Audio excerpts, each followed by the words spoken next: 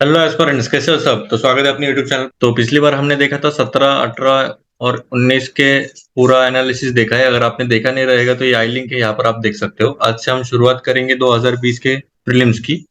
तो जैसे जैसे एक एक साल आगे बढ़ रहा है, तो वैसे आपको दिख रहा होगा कि डिफिकल्टी लेवल भी बढ़ती जा रही है और कट ऑफ भी कम कम होते जा रहा है। तो आपको काफी सतर्क रह के और सावधानी से आपको पेपर सॉल्व करना है। इवन जो आने वाला 2023 वाला भी क्वेश्चन पेपर रहेगा, वो भी इसी लाइंस पे रहेगा, आपको समझ सकते हो फिर। तो आपके अटेम्प्ट्स भी थोड़े से अच्छे होने चाहिए। और आपको इतना ख्याल रखना चाहिए कि जो ऑलमोस्ट जो 90 की रेंज है, अभी फिलहाल तो चल रही है 90s में ही, कि इसके अराउंड ही कट ऑफ आसपास जा रहा है। तो उसके अराउंड, उसके ऊपर का ही आपको सोचना पड़ेगा। मतलब ऑलमोस्ट 55 नेट करेक्ट के आपका, या फिर 60 नेट करेक्ट का तो आपका एम रहना ही चाहिए। तो ठीक है। तो अभी हम देखते हैं 2020 का क्वेश्चन पेपर। पहले क्वेश्चन से स्टार्ट करेंगे। Consider the following statements. चार स्टेटमेंट दिए, करेक्ट बोला है, करेक्ट को हाईलाइट कीजिएगा। Aadhaar meta data cannot be stored for more than 3 months. अगर आपको पता रहेगा कि आधार एक्ट आया था तो उसके रिगार्डिंग आपको पढ़ना जरूरी था, क्योंकि काफी इंपॉर्टेंट है ये। तो उसके रिगार्डिंग ये पूरा क्वेश्चन रिवॉल्व कर रहा है। तो ठीक है, क्या लगता है आपको? पहला सही है, ठीक है, होल्ड पे रखते। State cannot enter into any contract with private corporation for sharing of Aadhaar data. अभी आपको लगेगा एनी कॉन्ट्रैक्ट, ये गलत ही रहेगा, आंसर क्या रहेगा? फिर ये दोनों में रहेगा, ये दोनों भी गलत है भाई। इसे भी होल्ड पे रखते हैं। Aadhaar is mandatory for obtaining insurance products.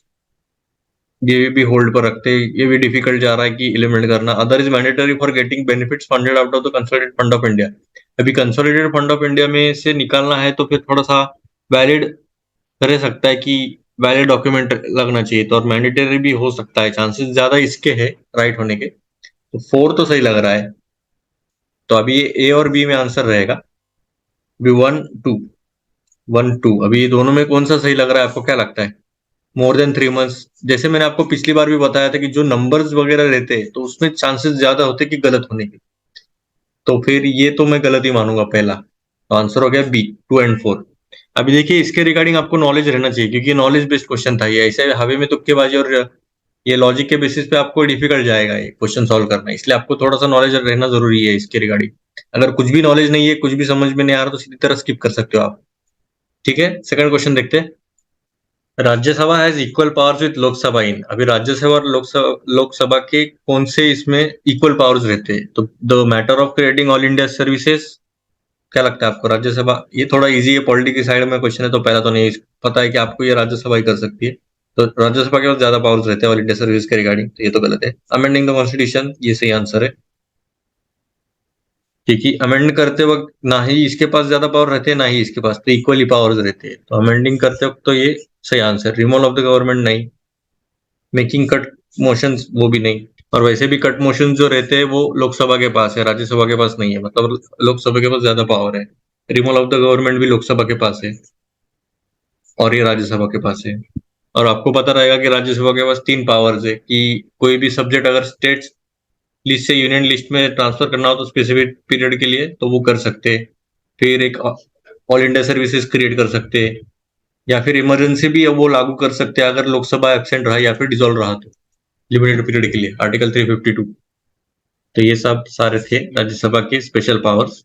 और आपको ये भी देखना चाहिए कि कौन से मैटर्स में, अभी ये तो हो गया सिर्फ अमेंडिंग द कॉन्स्टिट्यूशन, और भी बहुत सारे इक्वल पावर्स है जो राज्यसभा और लोकसभा में काफी ज्यादा इक्वल पावर्स रहते हैं। जैसे कि इलेक्शन और इम्पीचमेंट हो गया प्रेसिडेंट का, फिर वाइस प्रेसिडेंट का भी वैसा ही, इलेक्शन ऑफ वाइस प्रेसिडेंट, या फिर अमेंडिंग, या फिर जो अप्रूव अप्रूव करना जो इमरजेंसी प्रोक्लेम करने के लिए। तो ये काफी सारे अलग अलग इक्वल पावर्स है, उसके रिगार्डिंग भी आपको पढ़ना चाहिए। ठीक है, नेक्स्ट क्वेश्चन की तरफ चलते हैं। Third question. With reference to the funds under members of parliament local area development scheme, MP LADS. अभी एमपी लैड स्कीम आपने पढ़ा रहेगा। Which of the following statement is are correct? देखिए कितने चालाक है, इज और आर नहीं लिखा है इसमें, क्योंकि देखिए एक से ज्यादा ऑप्शन है, तो ये भी ध्यान में रख दीजिएगा। क्योंकि अगर इज रहता है करेक्ट, कभी कभी क्या हो गया था, सिर्फ इज करेक्ट बोला था तो, और कुछ कुछ ऑप्शंस में एक दो ही रहते, तो बहुत लोगों ने सिर्फ एक दो ही ऑप्शन मार्क किए। तो कभी कभी प्रिंटिंग मिस्टेक हो जाती है, तो उसका भी ख्याल रखिएगा। आपका फोकस रहना चाहिए कौन से कितने करेक्ट आंसर्स रहते हैं, ये इज और आर में मत पड़िएगा। ठीक है, देखिए पहला स्टेटमेंट देखते हैं। 4 स्टेटमेंट दिए, करेक्ट बोला है। MPLAD funds must be used to create durable assets like physical infrastructure for health education. क्या लगता है आपको? सही रहना चाहिए, बरोबर है, सही तो है। क्योंकि नाम में देखिए एमपी ने लोकल एरिया डेवलपमेंट करना चाहिए। तो डेवलपमेंट कब होगा? जैसे ड्यूरेबल एसेट्स क्रिएट हो जाएगी, जैसे ये देखिए, देख सकते हो। तो पहला तो करेक्ट होने के चांसेस ज्यादा ही है। 1 2 1 2 2 2, अभी टू तो इसमें है ही। देखिए हमारे ऑप्शन में क्या है, देखिए ए सी और डी है। इसलिए कभी भी देखिए एक स्टेटमेंट पढ़ने का सीधा ऑप्शन की तरफ चले जाइएगा आप। तो दो तो कॉमन है, दो तो पढ़ने की भी जरूरत नहीं है, मतलब ये सही है। अभी देखिए 3 और 4 में देखते हैं अभी। MP LADS funds are sanctioned on yearly basis and unused funds can not be carried forward to the next year. ठीक है। और फोर्थ है, the district authority must inspect at least 10% of all works under implementation every year. अभी देखिए ये थोड़ा सा third statement ही देखिए, कैरी फॉरवर्ड नहीं हो सकता, ऐसा बोल रहे हैं कि जो अनयूज फंड्स रहेंगे वो कैरी फॉरवर्ड नहीं कर सकते नेक्स्ट ईयर में, मतलब जो भी फंड्स रहेंगे उसी साल में वो खत्म हो जाएंगे। तो क्या लगता है आपको, ये सही रहेगा क्या? अगर आपने स्कीम पढ़ी रहेगी तो ये आपको समझ में आ जाएगा कि ये गलत स्टेटमेंट है। तो 3 गलत हो गया, आंसर हो गया डी। 1 2 4। फोर्थ क्वेश्चन देखते हैं। Which one of the following categories of fundamental rights incorporates protection against untouchability as a form of discrimination? अगर आपने देखा रहेगा 2017 या 18 में क्वेश्चन ये पूछा था सेम सिमिलर लाइंस पे, कि जो राइट अगेंस्ट अनटचेबिलिटी इसका ऑप्शन था एक्चुअली। तो उन्होंने पूछा था अलग ही कि राइट अगेंस्ट एक्सप्लॉइटेशन किस में आता है। देखिए ये ऊपर नीचे ही किया है, देखिए पहले ये पूछा था और इसका ऑप्शन ये दिया था। तो आपको क्या लगता है, ये सही है, ए सही है? नहीं। आपको मैंने इस पहले भी बताया था कि राइट अगेंस्ट एक्सप्लॉइटेशन वो नहीं आता, इसमें अनटचेबिलिटी में नहीं आता। तो किस में आता है? फ्रीडम में आता है, कॉन्स्टिट्यूशनल रेमेडीज में आता है, इक्वलिटी में आता है। देखिए 14 to 18 ये इक्वलिटी में आता है, और 17 जो है वो अनटचेबिलिटी को दर्शाता है। तो आंसर हो गया डी। आपको लगेगा राइट अगेंस्ट एक्सप्लॉइटेशन रहेगा, तो नहीं, वो 23 और 24 है। फ्रीडम पता है आपको 19 से लेके कितने तक है, आप मुझे बता दीजिएगा। 32 तो कॉन्स्टिट्यूशनल रेमेडीज है। और इसके ऊपर मैंने पिछले इसमें भी बताया था कि इसका एफर सीपीसी शॉर्ट फॉर्म किया था। तो ठीक है, आंसर डी हो गया। जल्दबाजी में भी गलत भी कर सकते हैं, ठीक है। फिफ्थ क्वेश्चन देखते हैं। In India separation of judiciary from the executive is joined by. अभी देखिए जो पॉलिटी के क्वेश्चन थे इस साल में, तो काफी सिंपलर लाइंस पे पूछे थे, कि एक डिफिकल्ट साइड पे था क्वेश्चन पेपर, इसलिए उन्होंने सोचा रहेगा कि थोड़ा सिंपलर साइड भी देंगे, बच्चों को थोड़ा तो भी स्कोर होना चाहिए ना। तो ठीक है। Separation of judiciary from executive किसमें है? Preamble, DPSP, 7 schedule, conventional practice, किसमें लग रहा है आपको? तो ये डीपीएस में है, ठीक है। सिक्स क्वेश्चन देखते हैं। देखिए ये जो चैप्टर्स होते हैं, प्रियम्बल, डीपीएसपी, शेड्यूल्स या फिर पार्लियामेंट, देखिए इधर ही ऑलमोस्ट 60 to 70% जो क्वेश्चंस आते हैं प्रीलिम्स में, ये 5 से 6 टॉपिक में से ही ज्यादातर पूछे जाते हैं, और इसमें थोड़ा सा अच्छा आपकी कमांड रहनी चाहिए, ठीक है। सिक्स क्वेश्चन देखते हैं। Along with the budget, finance minister also places other documents before the parliament which include the macroeconomic framework statement. The aforesaid document is presented because this is mandated by। ठीक है। अभी budget के साथ साथ दूसरे भी डॉक्यूमेंट्स पेश किए जाते हैं फाइनेंस मिनिस्टर द्वारा, तो वो उसमें से एक है ये। तो ये मैंडेट क्यों किया जाता है? तो लॉन्ग स्टैंडिंग पार्लियामेंट्री कन्वेंशन के लिए 112 है, 110 है। अभी वो लगेगा आपको बजट है 112 रहना चाहिए, तो ये आंसर हो गया। नहीं, ये आंसर नहीं है इसका। इन्होंने बोला अलॉन्ग विद बजट बोला है, तो ये किसके लिए रहेगा? मैक्रो इकोनॉमिक फ्रेमवर्क स्टेटमेंट ये किसके लिए रहेगा? आर्टिकल 113? नहीं, नहीं, नहीं, आंसर हो गया provisions of the physical responsibility and budget management act 2003 के लिए। अभी देखिए जो ऑप्शंस दिए उसके रिगार्डिंग नहीं देखना चाहिए। 112 किसके लिए है? तो बजट के लिए। बजट नहीं बोला है, एनुअल फाइनेंशियल स्टेटमेंट बोला है। 110 एक ए किसके लिए है? तो मनी बिल का डेफिनेशन दिया है। 113 किसके लिए है? डिमांड फॉर ग्रांट्स के लिए है। और एफआरबीएम एक्ट तो आपको पता ही रहेगा, ठीक है। तो देखिए ऑप्शंस का भी स्टडी करना चाहिए, क्योंकि ये काफी इंपॉर्टेंट हिंट देते हैं आगे क्वेश्चन पेपर में। तो उसके रिगार्डिंग में थोड़ा रिसर्च करना चाहिए, और एफआरबीएम एक्ट तो काफी इंपॉर्टेंट है, इसको डिटेल में ही पढ़ना चाहिए आप, ठीक है। 7th क्वेश्चन देखते हैं। Constitutional government by definition is a. अभी एक कॉन्स्टिट्यूशनल गवर्नमेंट बाय डेफिनेशन क्या रह सकता है? गवर्नमेंट बाय लेजिस्लेचर रहता है, पॉपुलर गवर्नमेंट होता है, मल्टी पार्टी गवर्नमेंट रहता है, लिमिटेड गवर्नमेंट रहता है। अभी देखिए ये वर्ड देखिए, कॉन्स्टिट्यूशनल। कॉन्स्टिट्यूशनल द्वारा गवर्नमेंट क्या रहनी चाहिए? तो लेजिस्लेचर गवर्नमेंट ये स्ट्रेट फॉरवर्ड हो गया, ये आपको लगेगा कि गवर्नमेंट बाय लेजिस्लेचर होना चाहिए, नहीं, कॉन्स्टिट्यूशनल बोला है। तो कॉन्स्टिट्यूशन क्या डिफाइन करता है? जो गवर्नमेंट रहेगा उसके पास अनलिमिटेड पावर्स रहेगी क्या? नहीं, लिमिटेड पावर्स रहेगी, तो इसलिए लिमिटेड गवर्नमेंट रहेगा। आंसर हो गया ये तो है ही, ये जनरलिस्टिक वे हो गया, कॉन्स्टिट्यूशनल वे में ये है लिमिटेड गवर्नमेंट। आपको लगेगा नहीं, पर ये आंसर है, और ये एनसीईआरटी में भी है I guess, Indian constitution network I guess, पता नहीं, अभी देखना पड़ेगा वो। एक क्वेश्चन देखते हैं। Other than fundamental rights, which of the following parts of the Constitution of India reflect or reflects the principles and provisions of the Universal Declaration of Human Rights? अभी यूडीएचआर आपको अगर पढ़ा रहेगा आपने, तो आपको पता है कि आई गेस 20 या 25 रूल्स है इसमें, यूडीएचआर में प्रोविजन है आई गेस। तो उसमें से बोला है कि other than fundamental rights, which of the following parts of the Constitution India reflect the principles, मतलब जो कॉन्स्टिट्यूशन है, फंडामेंटल राइट्स तो है ही, उसके साथ साथ दूसरे भी रिफ्लेक्ट होते हैं यूडीएचआर में से, तो वो कौन से प्रियम्बल, डीपीएसपी, फंडामेंटल ड्यूटीज। क्या लगता है आपको, ऐसा बाइफर्केशन करेंगे क्या, प्रियम्बल में नहीं दिखेगा, डीपीएसपी में दिखेगा, या फिर फंडामेंटल ड्यूटीज में दिखेगा, प्रियम्बल में नहीं दिखेगा? तो क्या लगता है आपको? लॉजिकल आंसर हो गया इसका डी, क्योंकि सभी दिखने चाहिए, रिफ्लेक्ट हो गए तो सभी रिफ्लेक्ट हो गए इसमें से, क्योंकि काफी ब्रॉड स्पेक्ट्रम में इन्होंने प्रोविजंस दिए, इसलिए इसका आंसर हो गया डी। 9th क्वेश्चन देखते हैं। In India, legal services authorities provide free legal services to which of the type of citizens? मतलब लीगल सर्विसेज जो देते हैं, तो उसमें से फ्री कौन से सिटीजन्स को दिया जाते हैं? ये थोड़ा टेक्निकल क्वेश्चन हो गया, थोड़ा सा डिटेल में पूछा है इन्होंने लीगल सर्विसेज के रिगार्डिंग, फिर भी देखते हैं हम कितना इलिमेंट कर पाते हैं। A person with an annual income of less than 1 lakh, ठीक है, a transgender with an annual income of less than 2 lakh, a member of other, मतलब OBC with an annual income of less than 3 lakh, all senior citizens. तो क्या लगता है आपको, सभी senior citizens को ये फ्री में दे देंगे? फोर्थ के चांसेस थोड़े नहीं के बराबर है, सभी सिटीजन्स को नहीं दे सकते, सीनियर सिटीजन्स को। आपको लगेगा कि देना चाहिए ऐसा कैसा, तो नहीं, ऐसा नहीं है। तो फोर तो गया, ए और सी में आंसर है, टू तो है ही। अभी देखिए, टू कॉमन है इसमें, और 1 और 3 में देखते हैं अभी। तो person with an annual income of less than 1 lakh और OBC with an annual income of less than 3 lakh. तो ये थोड़ा डिफिकल्ट साइड में जा रहा है, तो इसको बेहतर होगा स्किप किया जाए, अगर कुछ भी आइडिया नहीं रहा तो, या फिर आपको 50-50 में रिस्क उठाना तो उठा सकते हो। आंसर होगा इसका ए, 1 एंड 2, 3 नहीं है। 10th क्वेश्चन देखते हैं। Consider the following pairs international agreement setup और सब्जेक्ट। अभी अल्माटा डिक्लेरेशन किसके रिगार्डिंग था, हाइक कन्वेंशन किसके रिगार्डिंग था, तलानोवा डायलॉग, अंडर टू कोलिएशन, ठीक है। आपको 2-3 ही पता रहेंगे तो भी इसमें से आंसर आ जाएगा, 2 भी पता रहेगा तो मैक्सिमम, 1 भी पता रहेगा तो डिफिकल्ट हो जाएगा, 1 भी पता रहा तो, पर फिर भी देखते हैं अभी। Alma Ata declaration health care of the people, ये थोड़ा चर्चे में था, इसलिए पहला तो रहना चाहिए। 1-2-1-3, 1-2 है या 1-3 है।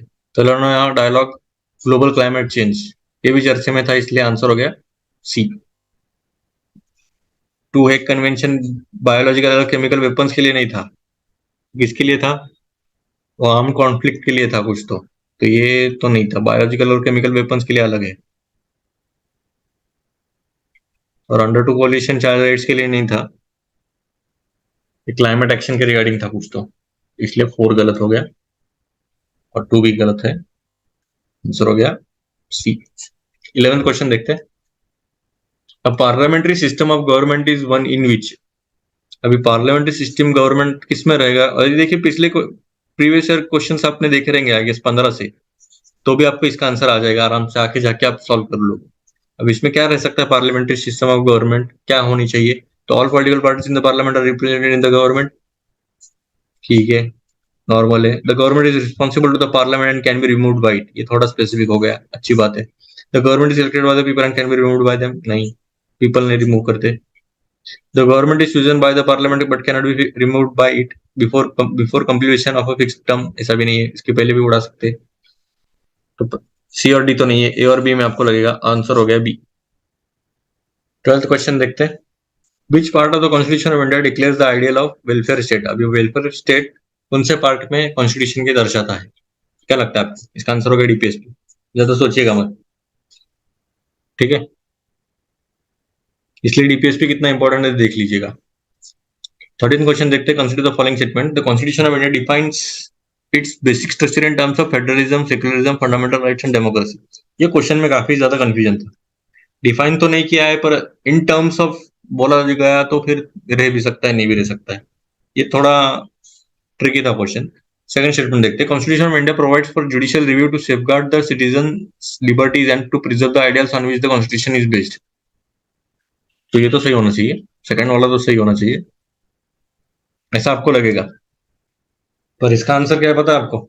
ना पहला है ना दूसरा है, सीधा आंसर डी दिया है यूपीएससी ने। ये थोड़ा क्वेश्चनेबल क्वेश्चन था, तब ये बेसिक स्ट्रक्चर तो डिफाइन नहीं है, ठीक है, ये समझ सकते हैं, पहला तो गलत होना चाहिए। सेकंड स्टेटमेंट थोड़ा डिफिकल्ट जा रहा है, constitution of India provides for judicial review to safeguard the citizen liberty and to preserve ideals on the constitution is based, मतलब जुडिशियल रिव्यू नहीं रहेगा, ये दूसरा रहेगा, इसलिए सेकंड स्टेटमेंट गलत किया है इन्होंने।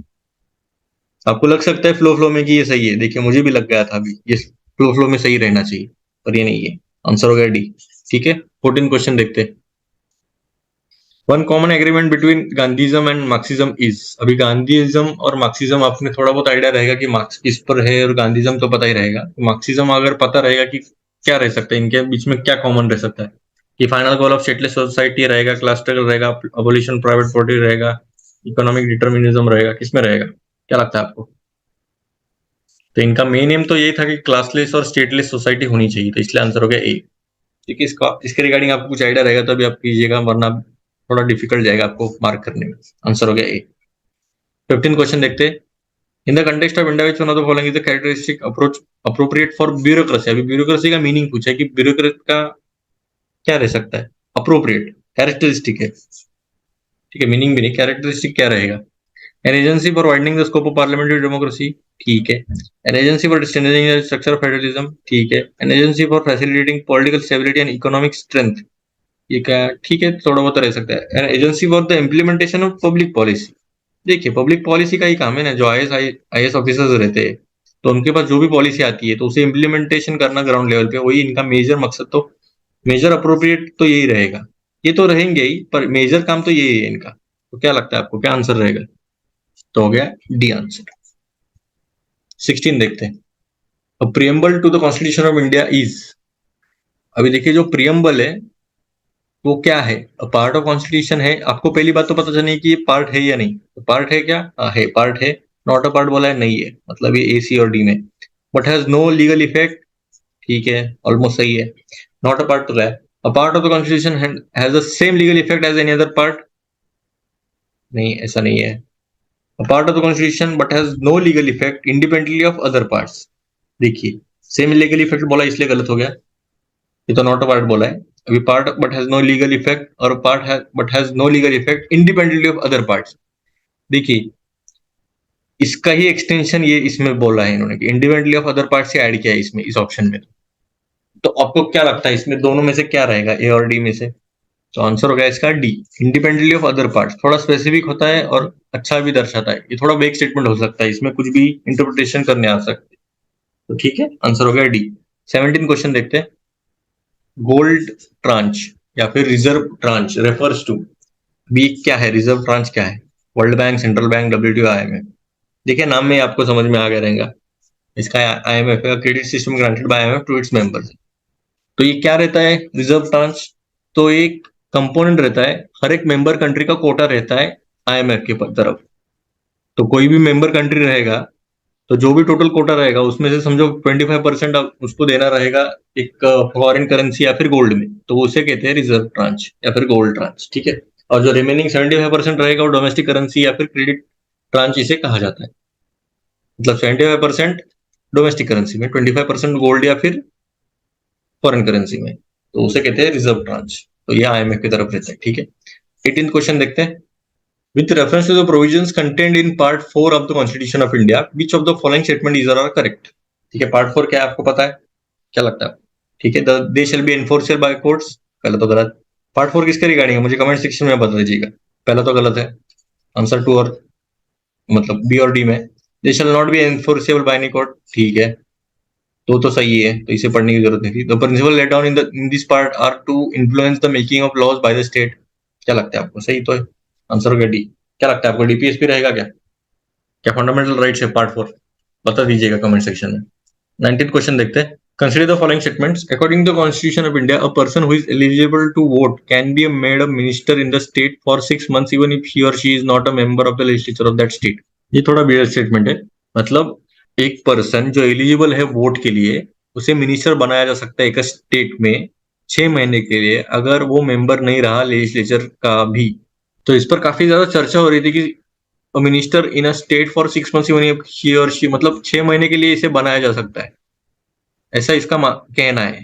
पर कुछ कुछ जो क्लासेस थे, आंसर्स किस थे, तो उन्होंने बोला था कि इसका आंसर ए है, मतलब ये पहला सही है, दूसरा तो गलत है, वो देखेंगे हम बाद में। पर पहला सही मान रहे थे। और यूपीएससी ने जब आंसर की निकाली, देखिए ये जो 2020 का जो क्वेश्चन पेपर था, इसमें काफी ज्यादा वेरिएशन आ रहे थे, ऑलमोस्ट 20 मार्क्स का वेरिएशन आ रहा था जो यूपीएससी के आंसर की उससे। इसलिए इसमें काफी डिफिकल्टी हो रही थी, मतलब, और काफी बच्चों को निराशा झेलनी पड़ी, जैसे मुझे भी, क्योंकि मेरा स्कोर 99 था ऑलमोस्ट, और सबको लग रहा था कि मतलब ऑब्वियसली 99 थोड़ा थोड़ा अच्छा स्कोर है। और इसका कट ऑफ कुछ तो 84 या 85 लग गया था, नहीं 90 में लग गया था कुछ तो, 92 के 94 लग गया था कुछ तो इसका कट ऑफ। तो मेरा तो जनरली होना ही चाहिए था, पर इसका वेरिएशंस काफी ज्यादा थे, तो मुझे कुछ तो 90s में आ गए थे, तो काफी क्लोज में गया था। पर ये जो आंसर्स की रहते तो उस पर ज्यादा डिपेंडेंट मत होइएगा, बस यही कहना है आपका। बस मेरा यही कहना है, क्योंकि आप आंसर की अगर चेक करते बैठोगे और ऐसे क्वेश्चंस रहते कि जो इंटरप्रिटेशन रहता है, तो वो आपको फटक से नहीं मिल जाता। आप बस ये स्टेटमेंट सर्च करोगे और ये आपको दिखा, ठीक नहीं दिखा, तो फिर आप इंटरप्रेट करोगे कि ये सही है, पर ये गलत रहता है, तो फिर और डिफिकल्ट हो जाता है। और ऐसे क्वेश्चंस काफी ज्यादा मिल रहे हैं अभी। इवन गूगल को भी डिफिकल्टी आ रही है कि कहाँ से आंसर निकाले इसका। तो जो बच्चा फ्लो फ्लो में है उसे भी पता चलता है कि ये इसका आंसर क्या रहेगा। तो ठीक है, सभी आंसर की के पीछे मत पड़िएगा, 2-3 आंसर की चेक किए करेंगे, फिर आप स्कोर देखेंगे 90-95 है, फिर आप हवे में रहोगे और मेंस का प्रिपरेशन भूल जाओगे। मतलब 15-20 दिन तो आप इसी में चले जाएंगे। और वैसे भी यूपीएससी जो रिजल्ट निकाल रहा है तो 20 दिन के अंदर ही निकाल रहा है प्रीलिम्स का, तो आप फटक से, जैसे ही प्रीलिम्स हो गए, 1-2 दिन का गैप लीजिएगा और फटक से मेंस का प्रिपरेशन चालू कीजिएगा। ठीक है, ये भाग दौड़ में मत पड़िएगा कि इसका आंसर क्या था, इसका आंसर क्या था। इस जैसे आपका क्वेश्चन पेपर, इसके ऊपर मैं वीडियो बनाऊंगा कि क्वेश्चन पेपर के बाद मतलब क्या क्या करना चाहिए। ठीक है, तो पहला तो गलत है। अभी सेकंड स्टेटमेंट देखिए। According to the Representation of People Act 1951, a person convicted of a criminal offence and sentenced to imprisonment for 5 years is permanently disqualified from contesting an election even after his release from prison। देखिए थोड़ा एक्सट्रीमनेस है इसमें, कि अगर कोई convict हो गया है पर्सन क्रिमिनल ऑफेंस से, तो उसे इम्प्रिजनमेंट किया जाए, समझो 5 साल के लिए इम्प्रिजनमेंट हो गया, तो उसका परमानेंट डिस्क्वालिफिकेशन होता है। तो ये तो ऐसा गलत है। वैसे देखा जाए तो 50% से ज्यादा तो एमपी नीचे गिर जाएंगे अगर ऐसा रहता। ठीक है, सेकंड स्टेटमेंट भी गलत है, आंसर क्या होगा इसका, डी। ठीक है, 20th क्वेश्चन देखते हैं। Consider the following statements. The president of India can summon a session of the parliament at such place as he और शी थिंक्स फिट। ठीक है, लग सकता है, प्रेसिडेंट है भाई, फर्स्ट सिटीजन होता है इंडिया का, वो भी हो सकता है, जब उन्हें लगे तब ले सकते। Constitution of India provides for 3 sessions of the parliament in a year, but it is not mandatory to conduct all 3 sessions. यहाँ पे ट्रैप हो सकता है, क्योंकि 3 सेशंस ऐसा क्लियर कट तो मेंशन नहीं है। आपको लगेगा कि होना चाहिए, ऐसा कैसा, ऐसे पार्लियामेंट मिलती है 3 सेशंस के लिए, पर ऐसा कहीं कहीं पर ये कन्वेंशन है, मतलब ऐसा कुछ आर्टिकल नहीं है इसके रिगार्डिंग। कॉन्स्टिट्यूशन ने कुछ प्रोवाइड नहीं किया है, बस एक कन्वेंशन, बाय कन्वेंशन है ये। आपको लगेगा फ्लो फ्लो में हाँ ये सही तो है, नहीं इसे नहीं, बी और डी गलत हो गए। ए और सी में देखते हैं अभी। मतलब पहला तो सही है, there is no minimum number of days that the parliament is required to meet in year. क्या लगता है आपको? तो आपको लगेगा ये ऐसा कैसा, ये गलत हो गया स्टेटमेंट, पर ये सही है एक्चुअली। कोई मिनिमम नंबर नहीं दिया है कि पार्लियामेंट को कितने दिन एक साल में मिलना चाहिए, मिनिमम नंबर ऑफ डेज। तो आंसर हो गया सी, 1 और 3। वैसे आपको लगेगा कि 120 दिन के लिए तो मिलना चाहिए, तो वो कमेटी ने रिकमेंड किया था कि एटलीस्ट पार्लियामेंट तो 120 दिन एक ईयर में मिलने चाहिए, पर ऐसा मिनिमम नंबर तो नहीं है। और फिलहाल तो अभी अगर देखा जाए तो 70 डेज के अराउंड ही आ गया है अप्रोक्सीमेटली। पहले 120 दिन साल में तो भी मिलते थे, पर अभी 70 दिन के लिए मिल रहे हैं। ठीक है, तो प्रोडक्टिविटी भी और लो हो रही है। ठीक है, अभी देखते हैं 21 क्वेश्चन देखते हैं। With reference to the history of India consider the following pairs. अभी ये पेयर दिया है, औरंग बनियान मिरासीदार, तो इसमें से करेक्टली मैच देखना है हमें। तो कौन सा है? औरंग in charge of treasury of the state होता है क्या? अगर आप कुछ आइडिया रहेगा तभी आप मार्क कीजिएगा, वरना स्किप कर सकते हो, काफी डिफिकल्ट था ये। ऐसे टर्म्स शायद ही हमने सुने रहेंगे। तो इसका आंसर क्या है? पहला तो नहीं है, पी और मतलब 2 और 3 सही है। Indian agent of the East India company थे और ये minister designated revenue payer to the state थे। ठीक है, 22nd क्वेश्चन देखते हैं। With reference to the religious history of India consider the following statements. अब रिलीजियस मतलब क्या, कल्चरल हो गया, फिर ये कल्चर का क्वेश्चन है। Sthaviravadins belong to Mahayana Buddhism. Lokottaravadin sect was an offshoot of Mahasangika sect of Buddhism. The deification of Buddha by Mahasangikas fostered the Mahayan Buddhism. देखिए ये क्वेश्चन अभी हमने देखा था, डेफिकेशन ऑफ बुद्धा, पिछले साल के क्वेश्चन पेपर में ही, कि ये महायान बुद्धिज्म का एक फीचर था। अभी देखिए बाय महासंघिकास बोला है, पर फिर भी थर्ड के चांसेस राइट होने के ज्यादा है, क्योंकि महायान बुद्धिज्म थर्ड तो राइट होना ही चाहिए, मतलब ये बी, सी और डी में रहेगा। अभी देखिए ये दो स्टेटमेंट देखते हैं अभी 33। तो इसका आंसर क्या है, दोनों में से कौन सा लग रहा है आपको सही होना चाहिए या सभी होना चाहिए? तो आंसर है इसका 2 and 3, मतलब ये दो सही है, पहला वाला गलत है। तो 23 क्वेश्चन देखते हैं। Which of the following statements correctly explains the impact of industrial revolution on India during the first half of the 19th century? First half of the 19th century मतलब क्या, 1850 आता है। ठीक है, तो ये टाइम फ्रेम आपको याद रखिएगा। और ये इम्पैक्ट ऑफ इंडस्ट्रियल रिवॉल्यूशन बोला है इंडिया पर, तो क्या रहना चाहिए? इंडियन हैंडीक्राफ्ट्स वर ruined, ठीक है। Machines were introduced in the Indian textile industry in large numbers. Railway lines were laid in many parts of the country. Heavy duties were imposed on the British imports of the British manufacturers.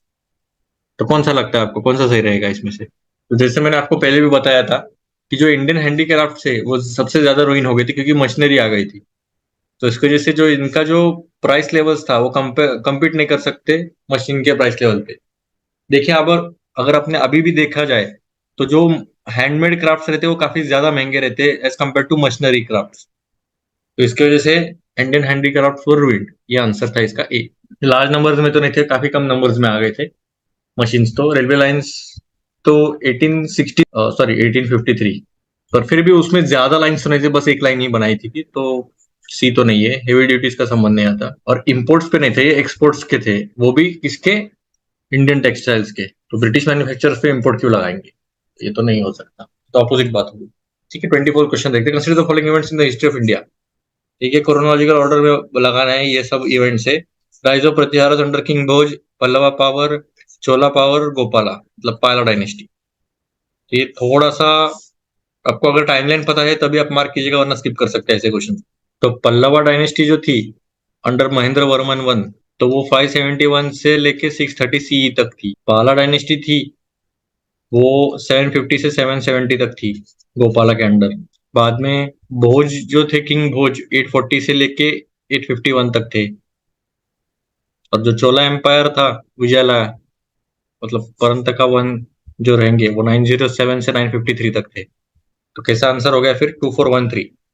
अगर आपको मोटा मोटा भी पता रहता कि चोला सबसे last में आए तो भी आपको 3 तक 50-50 तक तो आ सकते थे, पर उतना भी आपको ये भी आइडिया रहना चाहिए कि बाकी की भी पावर्स है, उसका रिगार्डिंग भी आपको थोड़ा बहुत नॉलेज रहना चाहिए। पर मेजर मेजर ये सब, मतलब प्रतिहारा बोलो, पल्लवा, चोला, गोपाला, ये सब नॉन डायनेस्टीज है, मतलब एनसीईआरटी में उसका मेंशन है, तो आपको याद रहना ही चाहिए इसके टर्म पीरियड में। ठीक है, 25th क्वेश्चन देखते हैं। Which of the following phrases defines the nature of hundi generally refer to in the sources of the post Harsha period. अभी आपने अगर ये पढ़ा रहेगा तो ठीक, वरना आप स्किप कर सकते हो ऐसे क्वेश्चंस को। तो क्या था ये हुंडी? Advisory issued by the king to his subordinates, कुछ भी रह सकता है देखिए। और diary to be maintain for daily accounts. देखिए हिस्ट्री और कल्चर के जो क्वेश्चंस रहते हैं वो majority of the time skip करने जैसे ही रहते हैं, क्योंकि आपने ना तो उसके बारे में कुछ आइडिया रहती है, ना कभी आपने पढ़ा रहता है। तो थोड़ा सा ध्यान रखिएगा, अगर जितना पॉसिबल हो सकता है उतना एलिमिनेशन करने की कोशिश कीजिएगा, पर जबरदस्ती एलिमिनेशन मत कीजिएगा, मतलब ये मैंने पढ़ा है मतलब ये इसका आंसर यही रहना चाहिए, ऐसा मत कीजिएगा। नहीं तो पुष्पराज झुकेगा नहीं साला, ऐसा मत कीजिएगा, फिर ये यूपीएससी आपको झुका देगी आराम से। ठीक है, इसका आंसर क्या है, बिल ऑफ एक्सचेंज है, ज्यादा पढ़ने की भी जरूरत नहीं। पर इसके रिगार्डिंग थोड़ा सा टर्म्स वगैरह जो, अभी देखिए इसमें से क्या पता चलता है, ये जो टर्म्स रहते हैं इसके बारे में आपको पढ़ना चाहिए। टर्म्स के रिगार्डिंग जो भी पूछे जाते हैं हर एक टाइम पीरियड में, आपको एक काम कीजिएगा, हर एक टाइम पीरियड, जैसे आप ये समझे हर्षा पीरियड है, तो हर्षा में कौन से टर्म्स यूज किए हैं, तो उसकी एक लिस्ट बनाइए, उसके नोट्स बनाइए अच्छे से, उससे बार बार रिवाइज कीजिएगा। एनसीईआरटी बोलिए या फिर जो भी ज्यादातर टॉपिक्स पूछे जाते हैं, तो उसके रिगार्डिंग भी आप फ्रेजेस बना सकते हो। ठीक है, 26 क्वेश्चन देखते हैं। With reference to the book Desher Katha written by Sakharam Ganesh Deuskar during the freedom struggle, consider the following statements. It warned against the colonial states hypnotic conquest of the mind, हो सकता है। It inspired the performance of swadeshi street plays and folk song, हो सकता है। The use of desh by Deuskar was in the specific context of the region of Bengal. देखिए ये थोड़ा difficult side में क्वेश्चन जा रहा है, पर कुछ कुछ लोगों ने कैसे दिमाग लगाया कि सखाराम गणेश देवस्कर, ये थोड़ा महाराष्ट्रियन नाम लग रहा है, तो ये तो बंगाल के स्पेसिफिक के लिए क्यों करेंगे ये, है ना। तो वो लॉजिक से इन्होंने 3 इम्प्लीमेंट करके ये आ गया, पर ये भी थोड़ा सा डिफिकल्ट है क्योंकि देशर का था, थोड़ा सा बंगाली टर्म है, तो हो सकता था। पर इसलिए use of desh by Deuskar was in the specific context of the region of Bengal, ये थोड़ा डिफिकल्ट जा रहा था क्वेश्चन, डिफिकल्ट साइड में, मैं तो कहूंगा स्किप करने जैसा ही क्वेश्चन है। पर कुछ कुछ लोगों ने काफी भयंकर रिस्क लिया, इलॉजिकल थोड़ा सा, तो बोल सकते हैं कुछ भी जुगाड़ करके हमने बस राइट आंसर लाया, उससे क्या मतलब है, 2 मार्क्स तो मिल गए ना। पर ये हर क्वेश्चन में तो नहीं हो सकता ना, बाकी क्वेश्चंस भी आपको समझ में आ जाएगा, ठीक है। बेहतर होता है इसमें स्किप किया जाए, अगर ऐसे भी लॉजिक से लगाने लग गए तो फिर बहुत डिफिकल्ट हो जाएगा, क्योंकि देखिए कुछ कंटेक्स्ट ही नहीं है इसमें। तो भी फिर भी आंसर इसका ए, 1 और 2, कुछ भी करो आंसर तो सही है। 27 देखते हैं। The Gandhi Irwin pact included which of the following. अभी देखिए ये जो क्वेश्चन है वो खारिज किया है, मतलब कैंसल आउट किया है, 2 क्वेश्चन इसमें कैंसल आउट हो गए यूपीएससी में, तो उसमें से ये एक था। तो इसमें क्या है, Gandhi Irwin pact included which of the following. तो अभी इसमें पढ़ने का भी जरूरत नहीं है, पर इसमें से अंदाजा लगा सकते हो आप, तो आप खुद से पढ़ लीजिएगा और मुझे कमेंट सेक्शन में बता दीजिएगा ये क्यों इन्होंने खारिज किया था। ठीक है, 28 क्वेश्चन देखते हैं। The Vitthal Vidhwansak, the first monthly journal to have the untouchable people as its target audience was published by. अभी आपको लगेगा अनटचेबल पीपल है मतलब ज्योतिबा फुले रहेंगे, तो आंसर होगा ये नहीं। तो ये भी हो सकता है इन्होंने भी अनटचेबिलिटी के रिगार्डिंग किया है, इन्होंने भी पता नहीं, ये तो है। अभी देखिए कुछ कुछ लोगों ने कैसे लॉजिक लगाया, अभी ये इतना बड़ा मंथली जर्नल है, अगर इन्होंने क्या रहता तो हमें पता चलता, इन्होंने क्या रहता हमें पता चलता, इन्होंने क्या रहता, इसलिए कुछ कुछ लोगों ने इसे ए आंसर किया है। ये भी थोड़ा सा वेगली ही बोल सकते हैं कि वेग लॉजिक है। वेग लॉजिक लगा के इन्होंने आंसर सही किया है, पर ये भी स्किप करने जैसा ही क्वेश्चन था, मैं तो कहूंगा स्किप कर सकते हो आप ये क्वेश्चन को भी। और इसका आंसर है गोपाल बाबा वाळंगर। 29 क्वेश्चन देखते हैं। With the reference to the history of India the terms Kulyavapa and Dronavapa denote, कुछ आइडिया है। देखिए अभी ऐसे ऐसे क्वेश्चन आ गए आगे, अभी देखिए सलग आगे 5 से 6 क्वेश्चन सीधे स्किप करने वाले क्वेश्चन थे कंटिन्यू। तो इसमें आपका मॉरल बहुत बुरी तरह से डाउन हो सकता है कि यार मुझे कुछ आ रहा ही नहीं। पर ये आप याद रखिएगा, हिस्ट्री और कल्चर के जो भी क्वेश्चन रहेंगे ना, आप पूरी तरह भी स्किप कर लोगे ना तो भी कुछ फर्क नहीं पड़ेगा, क्योंकि बाकी इसमें आपकी ज्यादा एक्यूरेसी रहेगी, तो उसका टेंशन मत लीजिएगा, भले इसके कितने भी क्वेश्चन हो। ठीक है, 5 हो 10 हो कितने भी रहने दो, कुछ फर्क नहीं पड़ेगा, 10 क्वेश्चन से कुछ नहीं फर्क पड़ता। ठीक है, आप बस इतना माइंडसेट रखिएगा कि अगर ये डिफिकल्ट है तो 99% लोगों के लिए डिफिकल्ट रहेगा, 1% ये ऐसे लोग रहेंगे जो एकदम हवेबाजी में तुक्के मार के वैसे ही आए रहेंगे।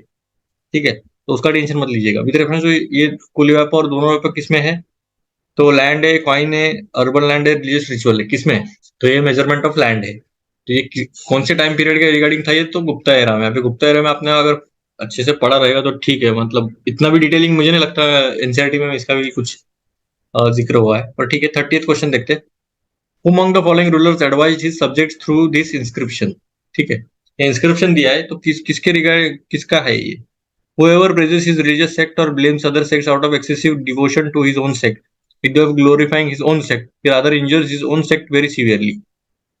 अशोका, समुद्रगुप्त, हर्षवर्धन, कृष्णदेवराय। तो क्या लगता है आपको, तो इन्होंने बोला है कि अगर आप किसी रिलीजियस सेक्ट के हो तो आप ओवर एक्सेसिव डिवोशन देते हो अपने खुद के सेक्ट के ऊपर, और दूसरे सेक्ट के ऊपर आप बोल रहे हो कि ये अच्छा नहीं वो नहीं है, तो उल्टा ये खुद के सेक्ट के ऊपर हानि कर रहा है, ऐसे इनका मानना है, मैं नहीं कह रहा। तो ये कौन हो सकता है ये, तो सबको मेजोरिटी ऑफ द टाइम्स तो यही लग सकता है, अशोका ही रहने चाहिए, क्योंकि ऐसा मतलब ब्रॉड विजन तो चांसेस इनके ही है। समुद्रगुप्त तो कॉन्करिंग में लगे हुए थे, तो चांसेस कम ही इनका ये रहेगा।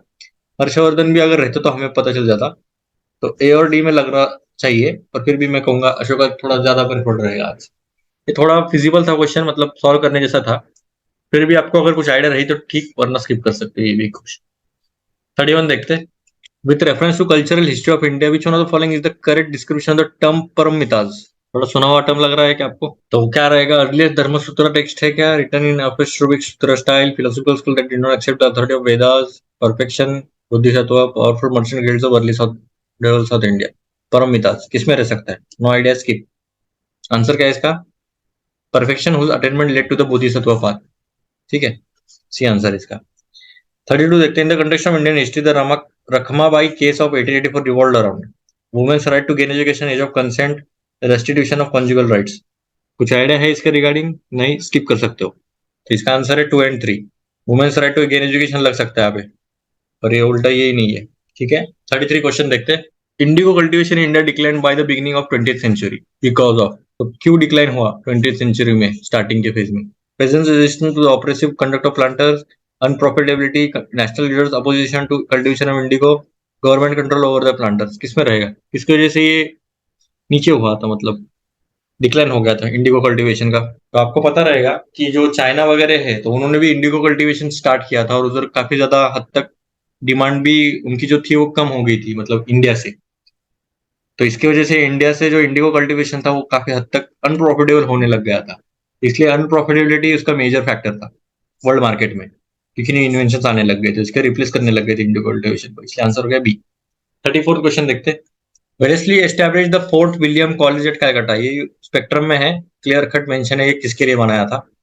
डायरेक्टर्स के लिए नहीं, ओरिएंटल लर्निंग के लिए नहीं, विलियम कैरी एम्प्लॉयमेंट के लिए नहीं, तो क्या था? सिविलियंस के लिए? नहीं, एडमिनिस्ट्रेटिव पर्पज के लिए था, to train British civilians for administrative purpose. मतलब ये तभी का मसूरी था बोल सकते हो। ठीक है, मसूरी आपको पता है जो लबासना सेंटर है, तो वो जो भी आईएएस है तो उनको ट्रेन करते हैं ये इंस्टीट्यूशन। तो तभी का ये मसूरी था, पोर्ट विलियम कॉलेज कलकत्ता वाला। ठीक है, आंसर हो गया डी।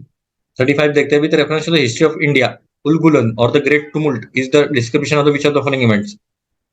तो आपको अगर पता रहेगा तो ठीक है, मतलब ये थोड़ा पढ़ा हुआ है, मतलब ऐसा नहीं कि ये कुछ आउट ऑफ द कंटेक्स्ट ही है, कुछ पढ़ा नहीं, एकदम उपेंद्र सिंह से उठा दिया कौन सा भी एक लाइन पकड़ के, तो ऐसा नहीं है। तो ये क्लियर कट लिखा है, उलगुलन किसे कहा जाता था? तो बिरसा मुंडा को कहा जाता था। तो अभी देखिए ये बिरसा मुंडा रिवोल्ट 1899 का, इसके बारे में तो पढ़ना ही है आपको, पर ये भी पढ़ना है मैफिला रेबिलियन, रिवोल्ट ऑफ 87 तो है ही, इंडिगो रिवोल्ट हो गया, ये हो गया। तो ये रिगार्डिंग, इसके रिगार्डिंग भी रिवोल्ट पढ़ने चाहिए। ठीक है, 36 क्वेश्चन देखते हैं। With reference to the scholars और literates of ancient India consider the following statements. Panini is associated with Vishwamitra Shringa, Amar Simha is associated with Harshavardhana, Kalidasa is associated with Chandragupta two. क्या लगता है आपको कौन सा करेक्ट है इसमें से? तो ये तो पता रहेगा, कालिदास चंद्रगुप्त टू में थे, तो 3 तो रहना ही चाहिए, बीसी और डी में आंसर है। अब ये देखिए पाणिनि और पुष्यमित्र शुंगा, कुछ याद आ रहा है क्या आपको? अमर सिम्हा, हर्षवर्धन, तो आंसर है इसका सी। तो जो अमर सिम्हा थे वो चंद्रगुप्त टू में थे, तो 2 तो नहीं रहना चाहिए, आंसर हो गया सी। अभी देखिए जो मेजर मेजर पोएट्स या स्कॉलर्स रहते हैं ना, तो उसका भी एक लिस्ट कर दीजिएगा आप। ये एक ऐसे कर सकते हो कि जो रूलर है और उसके पोएट या फिर जो भी फिलोसोफर रहेंगे, तो उसका एक टेबल कीजिएगा, रूलर और ये पोएट्स का। तो आपको जो भी रूलर रहेगा मेजर मेजर लगा, तो आप गूगल करिएगा सीधी तरह। मेजर मेजर आपको एनसीईआरटी में तो मिल जाएगा, एनसीईआरटी का भी कर सकते हो आप, जितना हो सकता है एनसीईआरटी से पूरा निचोड़ लीजिएगा। अगर ये यूपीएससी ने उसके आगे थोड़ा सा भी आगे जाके पूछा है तो वो भी कर सकते हो आप। हार्डली इसे 1 या 2 घंटे लग जाएंगे, तो ये भी कर सकते हो आप। काफी इंपॉर्टेंट है ये, और उसका टाइम पीरियड भी इंपॉर्टेंट है, टाइम पीरियड भी लिख लीजिएगा। कभी कभी बस इतना दे देंगे यार, या फिर टाइम पीरियड के रिकॉर्डिंग भी अकॉर्डिंग भी दे सकते हो। ठीक है, 37 देखते हैं। In the context of recent advances in human reproductive technology, pro nuclear transfer, अब ये किसके लिए था? फर्टिलाइजेशन ऑफ एक in vitro by the donor sperm. ये देखिए प्रो न्यूक्लियर ट्रांसफर काफी चर्चे में था, किसके रिगार्डिंग रह सकता है, आपको क्या लगता है? तो आपको लगेगा एक फर्टिलाइजेशन के लिए रहेगा, नहीं। जेनेटिक मॉडिफिकेशन ऑफ स्पर्म, नहीं। Development stem cell into functional embryos, नहीं। इसका आंसर होगा prevention of mitochondrial disease in offspring. तो जो भी माइटोकॉन्ड्रियल डिजीज रहेंगे ना इसके अंदर, तो उसे प्रिवेंट करने के लिए प्रो न्यूक्लियर ट्रांसफर की इन्होंने किया था। मतलब जो भी बच्चा आएगा उसको कुछ ऐसा डेंजरस जेनेटिक डिजीज तो नहीं रहने चाहिए। ठीक है, 37 का डी आंसर हो गया। 38 देखते हैं। With the present state of development, artificial intelligence can effectively do which of the following? Bring down electric consumption in industrial units, create meaningful short stories and songs, disease diagnosis, text to speech conversion, wireless transmission of electrical energy। अभी आपको लगेगा AI तो सभी कर सकता है, तो answer हो गया 1 डी 1 2 3 4 5। 99% क्लासेस वालों ने ये आंसर दिया है डी, और सभी बच्चों ने, ऑलमोस्ट सभी ने ये आंसर मार्क किया है। पर आंसर क्या है पता है आपको? क्या लगता है आपको क्या रहना चाहिए इसका आंसर? आंसर इसका बी 1 3 4। अभी देखिए क्रिएट मीनिंगफुल शॉर्ट स्टोरीज नहीं कर सकता है ये, वायरलेस ट्रांसमिशन नहीं कर सकता इलेक्ट्रिकल एनर्जी का। ठीक है, यही नहीं कर सकता इतना। कैन इफेक्टिवली डू बोला है, आराम से कर सकता है।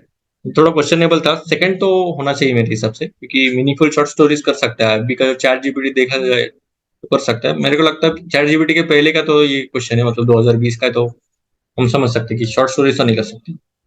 ठीक है, 39 देखते हैं। अगर आपको क्वेश्चन कुछ भी रहेगा तो ये आप यूपीएससी को पूछ सकते हो, मुझे नहीं।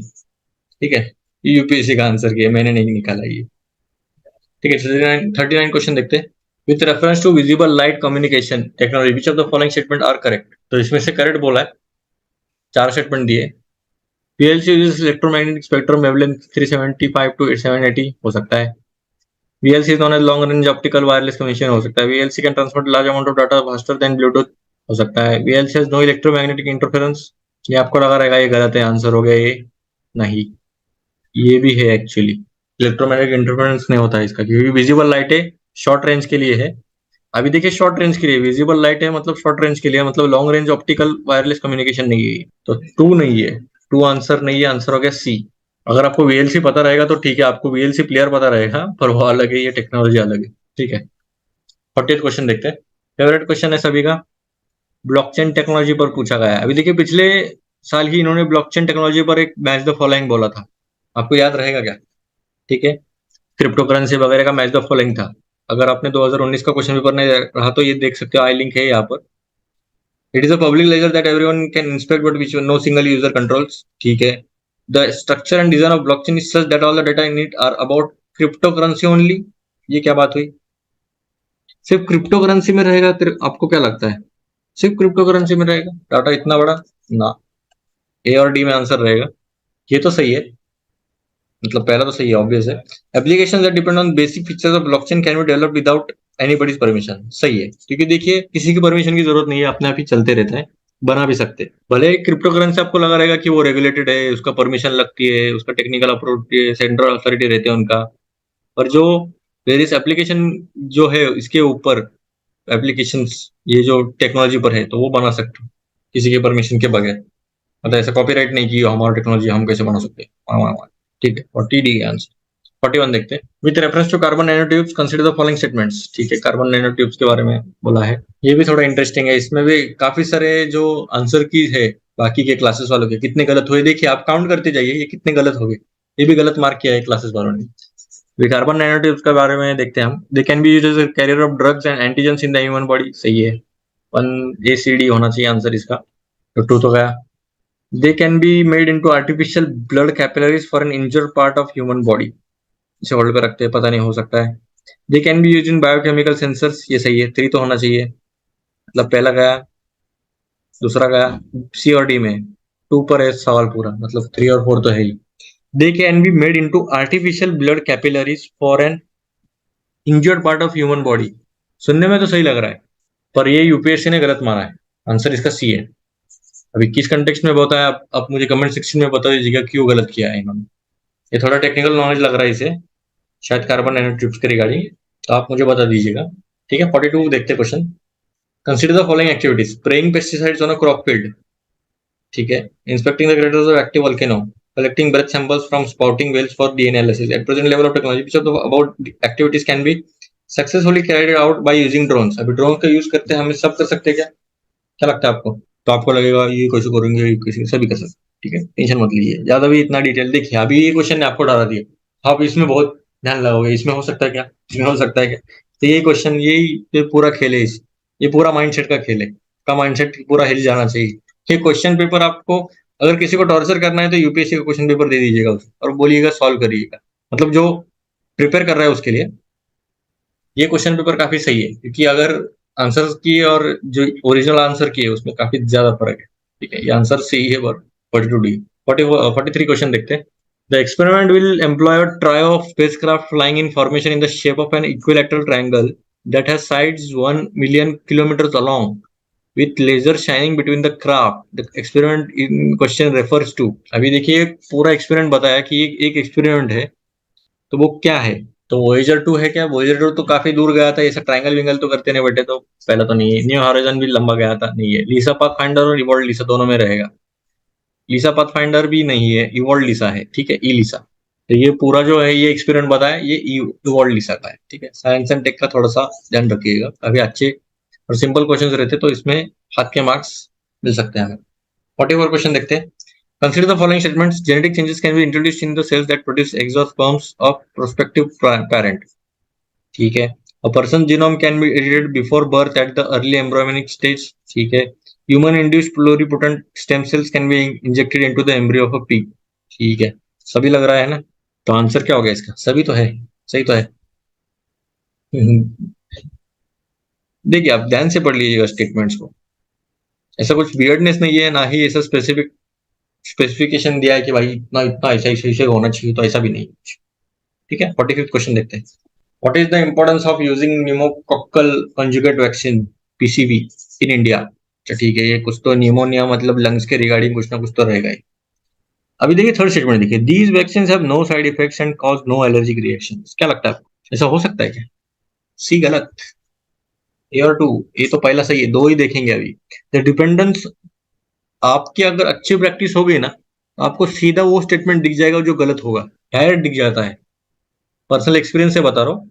जैसे आपने ये क्वेश्चन देखे, मैंने तो ये देखा भी नहीं, पर जैसे आपने एक ग्लांस दिया ना, तो आपको समझ में आ जाता है। ये थर्ड तो थोड़ा वियर्डनेस है, इतना प्रैक्टिस करनी चाहिए आप। ठीक है। अभी सेकंड स्टेटमेंट में देखते हैं, dependence on antibiotics that are not effective against drug resistant bacteria can be reduced. क्या लगता है आपको? पॉसिबिलिटी वाला है ये, मतलब पॉसिबिलिटी बताए कि कैन बी रिड्यूस बोला है, तो चांसेस तो है कि ऐसा कुछ ना कुछ तो हो सकता है, तो सेकंड तो सही होना चाहिए, आंसर हो गया बी। ठीक है। देखिए, हमें कुछ आइडिया नहीं था ये क्या है, किसके रिगार्डिंग है, पर देखिए ये स्टेटमेंट की वजह से काफी ज्यादा सिंपल भी हो जाता है। इवन यूपीएससी भी चाहती है कि ये आंसर आप मार्क करें, ऐसा बता रही है क्वेश्चन में। ठीक है। 46 क्वेश्चन देखते हैं। In India the term public key infrastructure is use in the context of. Public key infrastructure क्या रहना चाहिए? Digital, food, health, telecommunication. किसमें लग रहा है आपको? अभी देखिए डिजिटल जमाना बहुत ज्यादा चल रहा है, काफी ज्यादा चर्चे में। अगर मान लीजिए अभी आपने कुछ आइडिया नहीं, पर डिजिटल सिक्योरिटी इंफ्रास्ट्रक्चर रहना चाहिए कि पब्लिक की इंफ्रास्ट्रक्चर, क्या फूड रहना चाहिए, हेल्थ रहना चाहिए, टेलीकम्युनिकेशन रहना चाहिए? देखिए ब्रॉडर पर्सपेक्टिव में देख लीजिएगा, ये थोड़े स्पेसिफिक जा रहे हैं, ये ब्रॉड है। आंसर हो गया ये। अगर आपको कुछ आइडिया भी नहीं रहता तभी आप ये मार्क कर सकते हो। ये थोड़ा मतलब जुगाड़ तो है, पर लॉजिकल जुगाड़ है, समझ रहे हो? समझ रहे हो? ठीक है। 47 देखते हैं। Which of the following statements are correct regarding the general difference between plant and animal cells? ठीक है। अभी देखिए बेसिक एनसीईआरटी वाला सवाल पूछा है, जिन्होंने एनसीईआरटी नहीं पढ़ी साइंस की, वो मार खाने वाले इसमें। इवन जो पढ़ के भी कुछ उखाड़ नहीं सकते, वैसे देखा तो देखेंगे आप, क्वेश्चन देख लीजिए। Plant cells have cellulose cell walls whilst animal cells do not. सही तो है ना? आपको पता रहेगा सेल्यूलोज सेल वॉल है इसलिए तो वो जगह एक जगह पे है, अगर सेल वॉल नहीं रहता तो वो घूमते फिरते रहते। ठीक है। तो पहला तो सही है, ए सी और डी में। Plant cells do not have plasma membrane unlike animal cells which do. अभी देखिए इसके बारे में कुछ आइडिया नहीं रहेगा। Third, mature plant cell has one large vacuole whiles animal cell has many small vacuoles. क्या लगता है आपको, सही है? ये सही है। अभी ये भी नहीं पता रहेगा आपको, ये दो तो आपको कुछ आइडिया नहीं, इससे थोड़ा सा अंदाजा लगा सकते हैं, पर आंसर क्या है पता है आपको? क्या लगना चाहिए? थर्ड तो थर्ड तो है, सेकंड वाला नहीं है। प्लाज्मा मेम्ब्रेन रहता है एनिमल्स प्लांट सेल में। आंसर हो गया सी। 48 क्वेश्चन देखते हैं। इसलिए एनसीईआरटी इतनी मस्त है, देखिए आप किसी को भी ऐसा निगलेक्ट नहीं कर सकते, हाँ ये क्या हमें सब आता है प्लांट से एनिमल से। ठीक है। 48 क्वेश्चन देखते हैं। Which of the following are the reason or factors for exposure to benzene pollution? ठीक है। क्या क्या फैक्टर्स रिस्पॉन्सिबल है देखिए एक्सपोजर के लिए? Automobile exhaust, tobacco smoke, wood burning, using varnished wooden furniture, using products made of polyurethane. क्या लगता है बेंजीन किसमें से निकल सकता है? तो इसका आंसर 99% क्लासेस के ने दिया है डी। आंसर है ए। ये भी गलत है। देखिए इसमें से निकलता है, इनका मानना है यूजिंग वार्निश वुडन फर्नीचर नहीं है, यूजिंग प्रोडक्ट्स मेड ऑफ पॉलीयूरिथीन नहीं है। अभी ऐसे क्वेश्चंस आपको लगेगा कि इसका ऑल ऑफ द अबव ही रहेगा, तो अभी ऐसे भी भ्रम में मत रहिएगा। ठीक है। आंसर हो गया ए इसका। 49 क्वेश्चन देखते हैं। आप समझ रहे हो कितना डिफिकल्ट जा रहा है, मतलब अगर कोई बंदा जिसका स्कोर 105 110 भी रहेगा और सीधा वो 80 पे आ जाएगा, तो उसको कैसा लगेगा आप मुझे बता दीजिएगा। वैसा मुझे लगा था तब, क्योंकि तब मैं इतना कॉन्फिडेंट था कि मैंने मेंस का प्रिपरेशन भी चालू कर दिया था, इवन क्लासेस के जो टेस्ट सीरीज वगैरह थे तब उसके भी फीस भर दिए। तो काफी डिफिकल्ट जा रहा था मुझे तब, बहुत डेंजर फेस था इसकी वजह से। ठीक है, कोई बात नहीं, वो भी टाइम गया अभी। 49 क्वेश्चन देखते हैं। If another global financial crisis happens in the near future, which of the following action or policies are most likely to give some immunity to India? मतलब अगर कोई फाइनेंशियल क्राइसिस होगी इन फ्यूचर में, तो कौन सी ऐसी पॉलिसीज रहेगी India के लिए जो कुछ तो बचाव करने के लिए करेंगी। तो not depending on short term foreign borrowings, opening up to more foreign banks, maintaining full capital account convertibility. और ये तो बहुत डेंजर रीजन है। ये तो किया ना, तो ये तो खत्म हो जाएगा। सिंगापुर का आप देख समझ सकते हो, सिंगापुर ने भी ऐसे ही कुछ, तो सिंगापुर या कोई तो साउथ ईस्ट एशियन कंट्री थी, तो उन्होंने भी फुल कैपिटल अकाउंट कन्वर्टिबिलिटी किया था। और उसके वजह से बहुत अचानक तो सब आ गए ये सुन के, कैपिटल कन्वर्टिबिलिटी हो गए, बहुत सारे कंपनीज आ गए, और कुछ तो रिसेशन वगैरह आ गए, इसलिए सब चले गए, और ये पूरा मतलब बहुत डेंजर क्राइसिस में आ गई थी कंट्री। तो थ्री तो मोस्ट लाइकली मेजर तो नहीं है, थ्री तो नहीं है, ए और बी में है। Opening up to more foreign banks, अभी फॉरेन के ऊपर डिपेंडेंट रहेंगे, और ये बोल रहे फाइनेंशियल क्राइसिस आने वाले हैं। अगर ये भाग गए तो बैंक्स काफी मेजर रोल प्ले करते हैं पूरे पब्लिक्स में, तो अगर ये भाग गए तो फिर हमारी और फाइनेंशियल क्राइसिस तो और डूब जाएंगे हम। ठीक है, सेकंड तो नहीं होना चाहिए, आंसर हो जाए। ठीक है, 50th क्वेश्चन देखते हैं। ये काफी इंटरेस्टिंग क्वेश्चन है। If you withdraw 1 lakh in cash from your demand deposit account as your at your bank, the immediate effect on aggregate money supply in the economy will be। देखिए, अगर आपने 1 लाख रुपए cash निकाले अपने बैंक से, तो immediate effect क्या होगा मनी सप्लाई में, इकोनॉमी में क्या हो सकता है। अभी 1 लाख रुपए कम हो गए, 1 लाख रुपए बढ़ेंगे, ये 1 लाख रुपए से ज्यादा बढ़ेंगे, या फिर कुछ नहीं चेंज होगा। देखिए, अगर आप देखा जाए, तो जो आपके पास पैसा है उसे कहते हैं टोटल स्टॉक ऑफ मनी, मतलब आपके पास ये है, और जो फ्लो में है वो अलग रहता है। अभी आपने सिर्फ इसमें से, मतलब ये बस बैंक में था और बस आपके हाथ में है, तो इसमें कुछ मनी सप्लाई का कुछ रोल ही नहीं आता, कि आपने ना ही इसमें इन्वेस्ट किया है ना ही कुछ किया है। तो उसकी वजह से जो एग्रीगेट मनी सप्लाई रहेगा वो अनचेंज ही रहेगा। इसका और इसका कुछ तालमेल ही नहीं, इसलिए आंसर हो गया डी। ठीक है, तो 51 क्वेश्चन देखते हैं। With reference to foreign direct investment in India, which one of the following is considered its major characteristic. अभी देखिए, आपको एफडीआई एफआईआई का मीनिंग पता होना ही चाहिए उसका, उसके रिगार्डिंग ही पूरा ये कंसेप्चुअल क्वेश्चन है पूरा। ठीक है, मेजर कैरेक्टरिस्टिक पूछा है, तो देखते हैं। It is the investment through capital instruments essentially in a listed company. देखिए, सिर्फ लिस्टेड कंपनी में नहीं, बाकी बल्कि अनलिस्टेड कंपनी में भी ये इन्वेस्ट कर सकते हैं। अगर ऐसा, अगर एफडीआई का अगर मीनिंग पूछा जाए, तो वो कोई भी जो पर्सन है जो इंडिया के बाहर रह रहा है, तो वो इन्वेस्ट कर सकता है एक अनलिस्टेड इंडियन कंपनी में भी, और मोर देन 10% अगर रहा इन्वेस्टमेंट उसका, लिस्टेड कंपनी में भी कर सकता है वो, मोटा मोटे तौर पर कहा जाए तो। ठीक है, तो पहला तो गलत है। It is a largely non debt creating capital flow. ठीक है, इसे होल्ड पर रखते हो सकता है। It is the investment which involves debt servicing. अभी देखिए, डेट सर्विसिंग की कोई बात ही नहीं आती इसमें, तो सी तो नहीं है। It is the investment made by foreign institutional investors in the government securities. देखिए, एफआईआई और एफडीआई दोनों का अलग रोल है। एफडीआई का 10% से ज्यादा हो सकता है लिस्टेड कंपनी में, पर जो एफआईआई रहते हैं वो लेस देन 10% रहता है, तो ये दोनों कॉन्ट्रेडिक्ट कर रहे हैं, तो फोर तो नहीं है ऑप्शन। ठीक है, आंसर क्या हो गया फिर, B. It is largely non debt creating capital flow है, क्योंकि देखिए कि डेट तो क्रिएट नहीं कर रहा, और ये कैपिटल फ्लो है। जैसे वॉलमार्ट ले लीजिएगा, एफडीआई है वॉलमार्ट, आप समझ सकते हो। ठीक है, 52nd क्वेश्चन देखते हैं। तो जो 52nd क्वेश्चन है वो यूपीएससी ने कैंसिल किया है। अभी देखते हैं क्यों कैंसिल किया है। India's merchandise exports are less than its merchandise imports. ठीक है, सही तो है। इंडियाज इंपोर्ट्स मतलब वन और ए और डी में रहेगा answer. India's imports of iron and steel chemical fertiliser machinery have decrease in recent years. पता नहीं। India's export of services are more than its import of services. हो सकता है। अभी देखिए, क्वेश्चन में क्या है, international trade of India at present. अभी एट प्रेजेंट मतलब क्या, अभी का मतलब 2020 का बोल रहे हैं, या फिर इससे कुछ सालों के पहले का बोल रहे हैं, उस पर ही क्वेश्चन था। और तभी I guess India suffers from an overall trade current account deficit, तो तब हमारा ट्रेड करंट अकाउंट जो था वो सरप्लस में था। अगर तभी की बात की जाए 2020 की, तो तब सरप्लस में था, तो इसलिए फोर तो नहीं आ रहा, तो आंसर हो गया ए। तो ऐसा तो ए आंसर होना चाहिए था, पर अभी इसके वजह से ये क्वेश्चन थोड़ा सा इनको डिफिकल्ट जा रहा था कि इंटरप्रेट क्या करें, तो इसलिए इन्होंने ये कैंसिल ही किया क्वेश्चन। ठीक है, 53rd क्वेश्चन देखते हैं। The term West Texas Intermediate sometimes found in news refer to a grade of. अभी ये क्या है, वेस्ट टेक्सास इंटरमीडिएट क्या है ये। तो crude oil, bullion, rare earth elements या यूरेनियम, क्या लगता है आपको, ये जो टर्म है ये किसके रिगार्डिंग रह सकता है। तो ये आंसर इसका क्रूड ऑयल। ठीक है, ये न्यूज़पेपर का बोल सकते हो, कि न्यूज़पेपर में आते रहता है टर्म क्रूड ऑयल के रिगार्डिंग, कि waste Texas Intermediate sometimes found. ये ग्रेड है एक्चुअली क्रूड ऑयल का। ठीक है, 54 क्वेश्चन देखते हैं। In the context of the Indian economy, non financial debt includes which of the following. अभी नॉन फाइनेंशियल डेट क्या, इसमें क्या क्या आता है? Housing loans owned by households, amount outstanding on credit cards, treasury bills. Select the correct answer. अभी correct answer बोला है, तो क्या लगता है आपको एक इंडियन इकोनॉमी में क्या रह सकता है?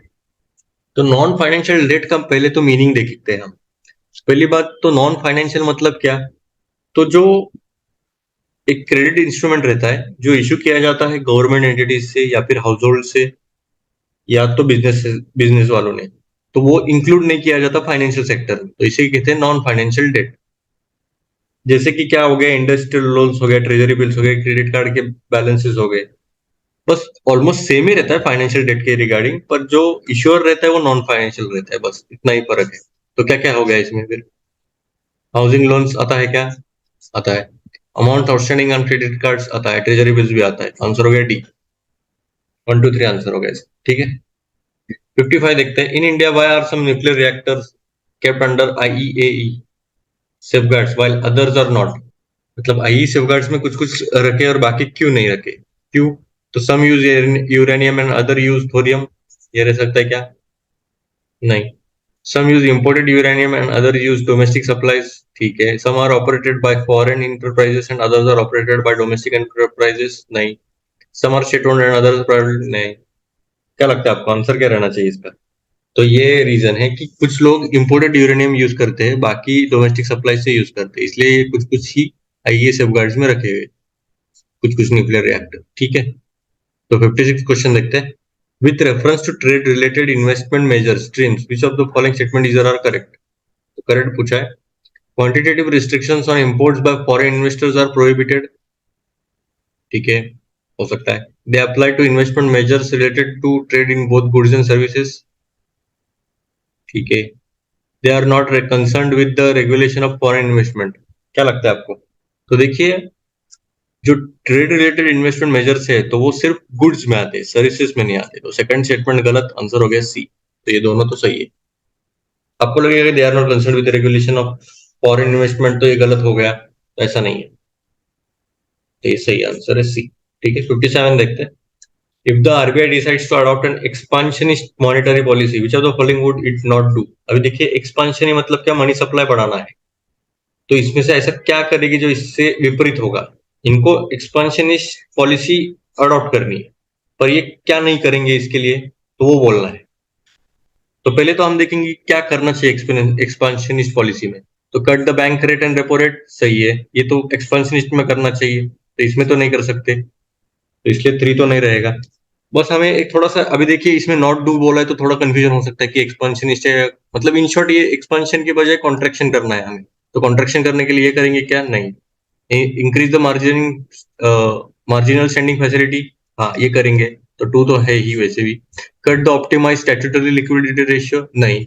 एसएलआर अगर हम कम करेंगे तो मनी सप्लाई बढ़ जाएंगे, तो हमें हमें मनी सप्लाई कम करना है, तो वही इन शॉर्ट एक्सपांशनिस्ट को नॉट से किया तो हमें कॉन्ट्रैक्ट करना है इकोनॉमी को, मतलब मनी सप्लाई कम करना है। तो पहला नहीं, तीसरा नहीं, तो इसलिए आंसर हो गया बी। ठीक है, 58 क्वेश्चन देखते हैं। With reference to Indian economy after the 1991 economic liberalization, consider the following statements। ठीक है, 1991 का टाइम फ्रेम दिया है, तभी की इकोनॉमी है, तो क्या रह सकते हैं इसके?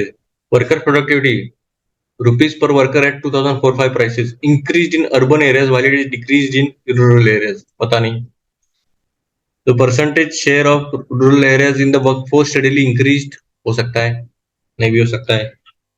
इन rural areas the growth in non farm economy increased, हाँ ये तो चांसेस ज्यादा है, क्योंकि 1991 का समय तो जो रूरल एरियाज में रहेगा नॉन फार्म, क्योंकि कैसे एलपीजी आ गया था, लिबरलाइजेशन आ गया था, और जो फार्म एक्टिविटीज थी उस पर थोड़ा सा कम फोकस होने लग गया था, तो बोल सकते कि नॉन फार्म इकोनॉमी इंक्रीज होने लग गई थी। तो तीसरा तो सही होना चाहिए, मतलब ये दोनों में है, बी और सी में है।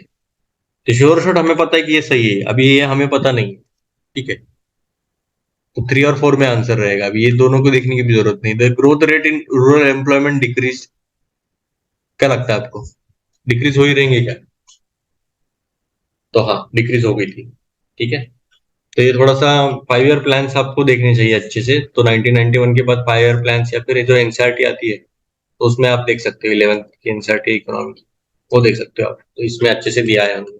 ठीक है, 59 देखते हैं। Consider the following statements in terms of short term credit delivery to the agriculture sector, district central cooperative banks deliver more credit in comparison to scheduled commercial banks and regional rural banks। तो short term credit delivery की बात कर रहे हैं agriculture sector. तो इसमें से तो आपको क्या लगता है सबसे ज्यादा किसका रहेगा? तो देखिए, तो आपको अगर ये आइडिया रहेगा कि जो एग्रीकल्चर या फिर short term credit delivery agriculture sector को सबसे ज्यादा कौन देता है, तो एससीबी देता है। मतलब क्या, शेड्यूल्ड कमर्शियल बैंक देते हैं, 70 to 80% देते हैं। तो डीसीसीबी का कुछ रोल ही नहीं आता, तो एससीबी होना चाहिए। तो पहला तो गलत हुआ। सेकंड देखते हैं, one of the most important functions of DCCBs is to provide funds to the primary agriculture credit societies. हाँ, ये हो सकता है, one of the most important function बोला है, तो ये हो सकता है कि पीएससीएस को देना चाहिए उन्हें। तो सेकंड तो सही आंसर हो गया। आंसर हो गया बी, चौदह फॉलोइंग करेक्ट बोला था। ठीक है, 60th क्वेश्चन देखते हैं। In India under cyber insurance for individuals which of the following benefits are generally covered. ठीक है, साइबर इंश्योरेंस के रिगार्डिंग बोला है इंडिविजुअल्स के, तो क्या क्या कवर किया जाता है in addition to payment for the loss of funds and other benefits. मतलब इसके साथ साथ और क्या क्या कवर किया जाता है, ये लॉस ऑफ फंड्स और अदर बेनिफिट्स भी देते हैं। तो cost of restoration of the computer system in case of malware disrupting access to one's computer, हो सकता है क्या, पता नहीं, होल्ड पे रखते हैं। Cost of a new computer if some miscreant willfully damages it if proved so, पता नहीं। Cost of hiring a specialised consultant to minimise the loss in case of cyber extortion, ठीक है, होल्ड पे रखते हैं, हो सकता है। Cost of defence in the court of law if any third party files a suit, ये भी हो सकता है। अभी देखिए थोड़ा डिफिकल्ट जा रहा है अभी इसमें से एक नहीं तो दो कुछ ना कुछ तो गलत रहेगा। हम फिर से देखते हैं। Cost of restoration of the computer system in case of malware disrupting access to one's computer, ठीक है, हो सकता है, चांसेस है। Cost of a new computer if some miscreant willfully damages it if proved। देखिए, cost of a new computer मतलब नया computer देंगे क्या ये, if some miscreant willfully damages, अगर कोई डैमेज किया कंप्यूटर तो उसे हम उसके लिए नए कंप्यूटर का कॉस्ट देंगे क्या? अभी साइबर इंश्योरेंस की बात कर रहे हैं हम, ये ठीक है, मालवेयर वगैरह कुछ अटैक हो गया तो अगर साइबर एक्सटॉर्शन हो गया या फिर कोर्ट ऑफ लॉ में डिफेंस मतलब फाइल शूट हो गई तो ठीक है, ये देखिए बहुत चिंदी रीजन है। न्यू कंप्यूटर का कॉस्ट देंगे क्या हम अभी? सेकंड तो गलत है, आंसर हो गया बी। ठीक है, फ्लो में हमें लगेगा कि हाँ कॉस्ट ऑफ न्यू कंप्यूटर होना चाहिए। देखिए फ्लो में हमें पूरी तरह से डुबा देंगे ये, तो इसलिए हमें थोड़ा सा सतर्क रह के आंसर पिक करना है, जो गलत है उस पर ज्यादा फोकस करें। ठीक है, 61 देखते हैं।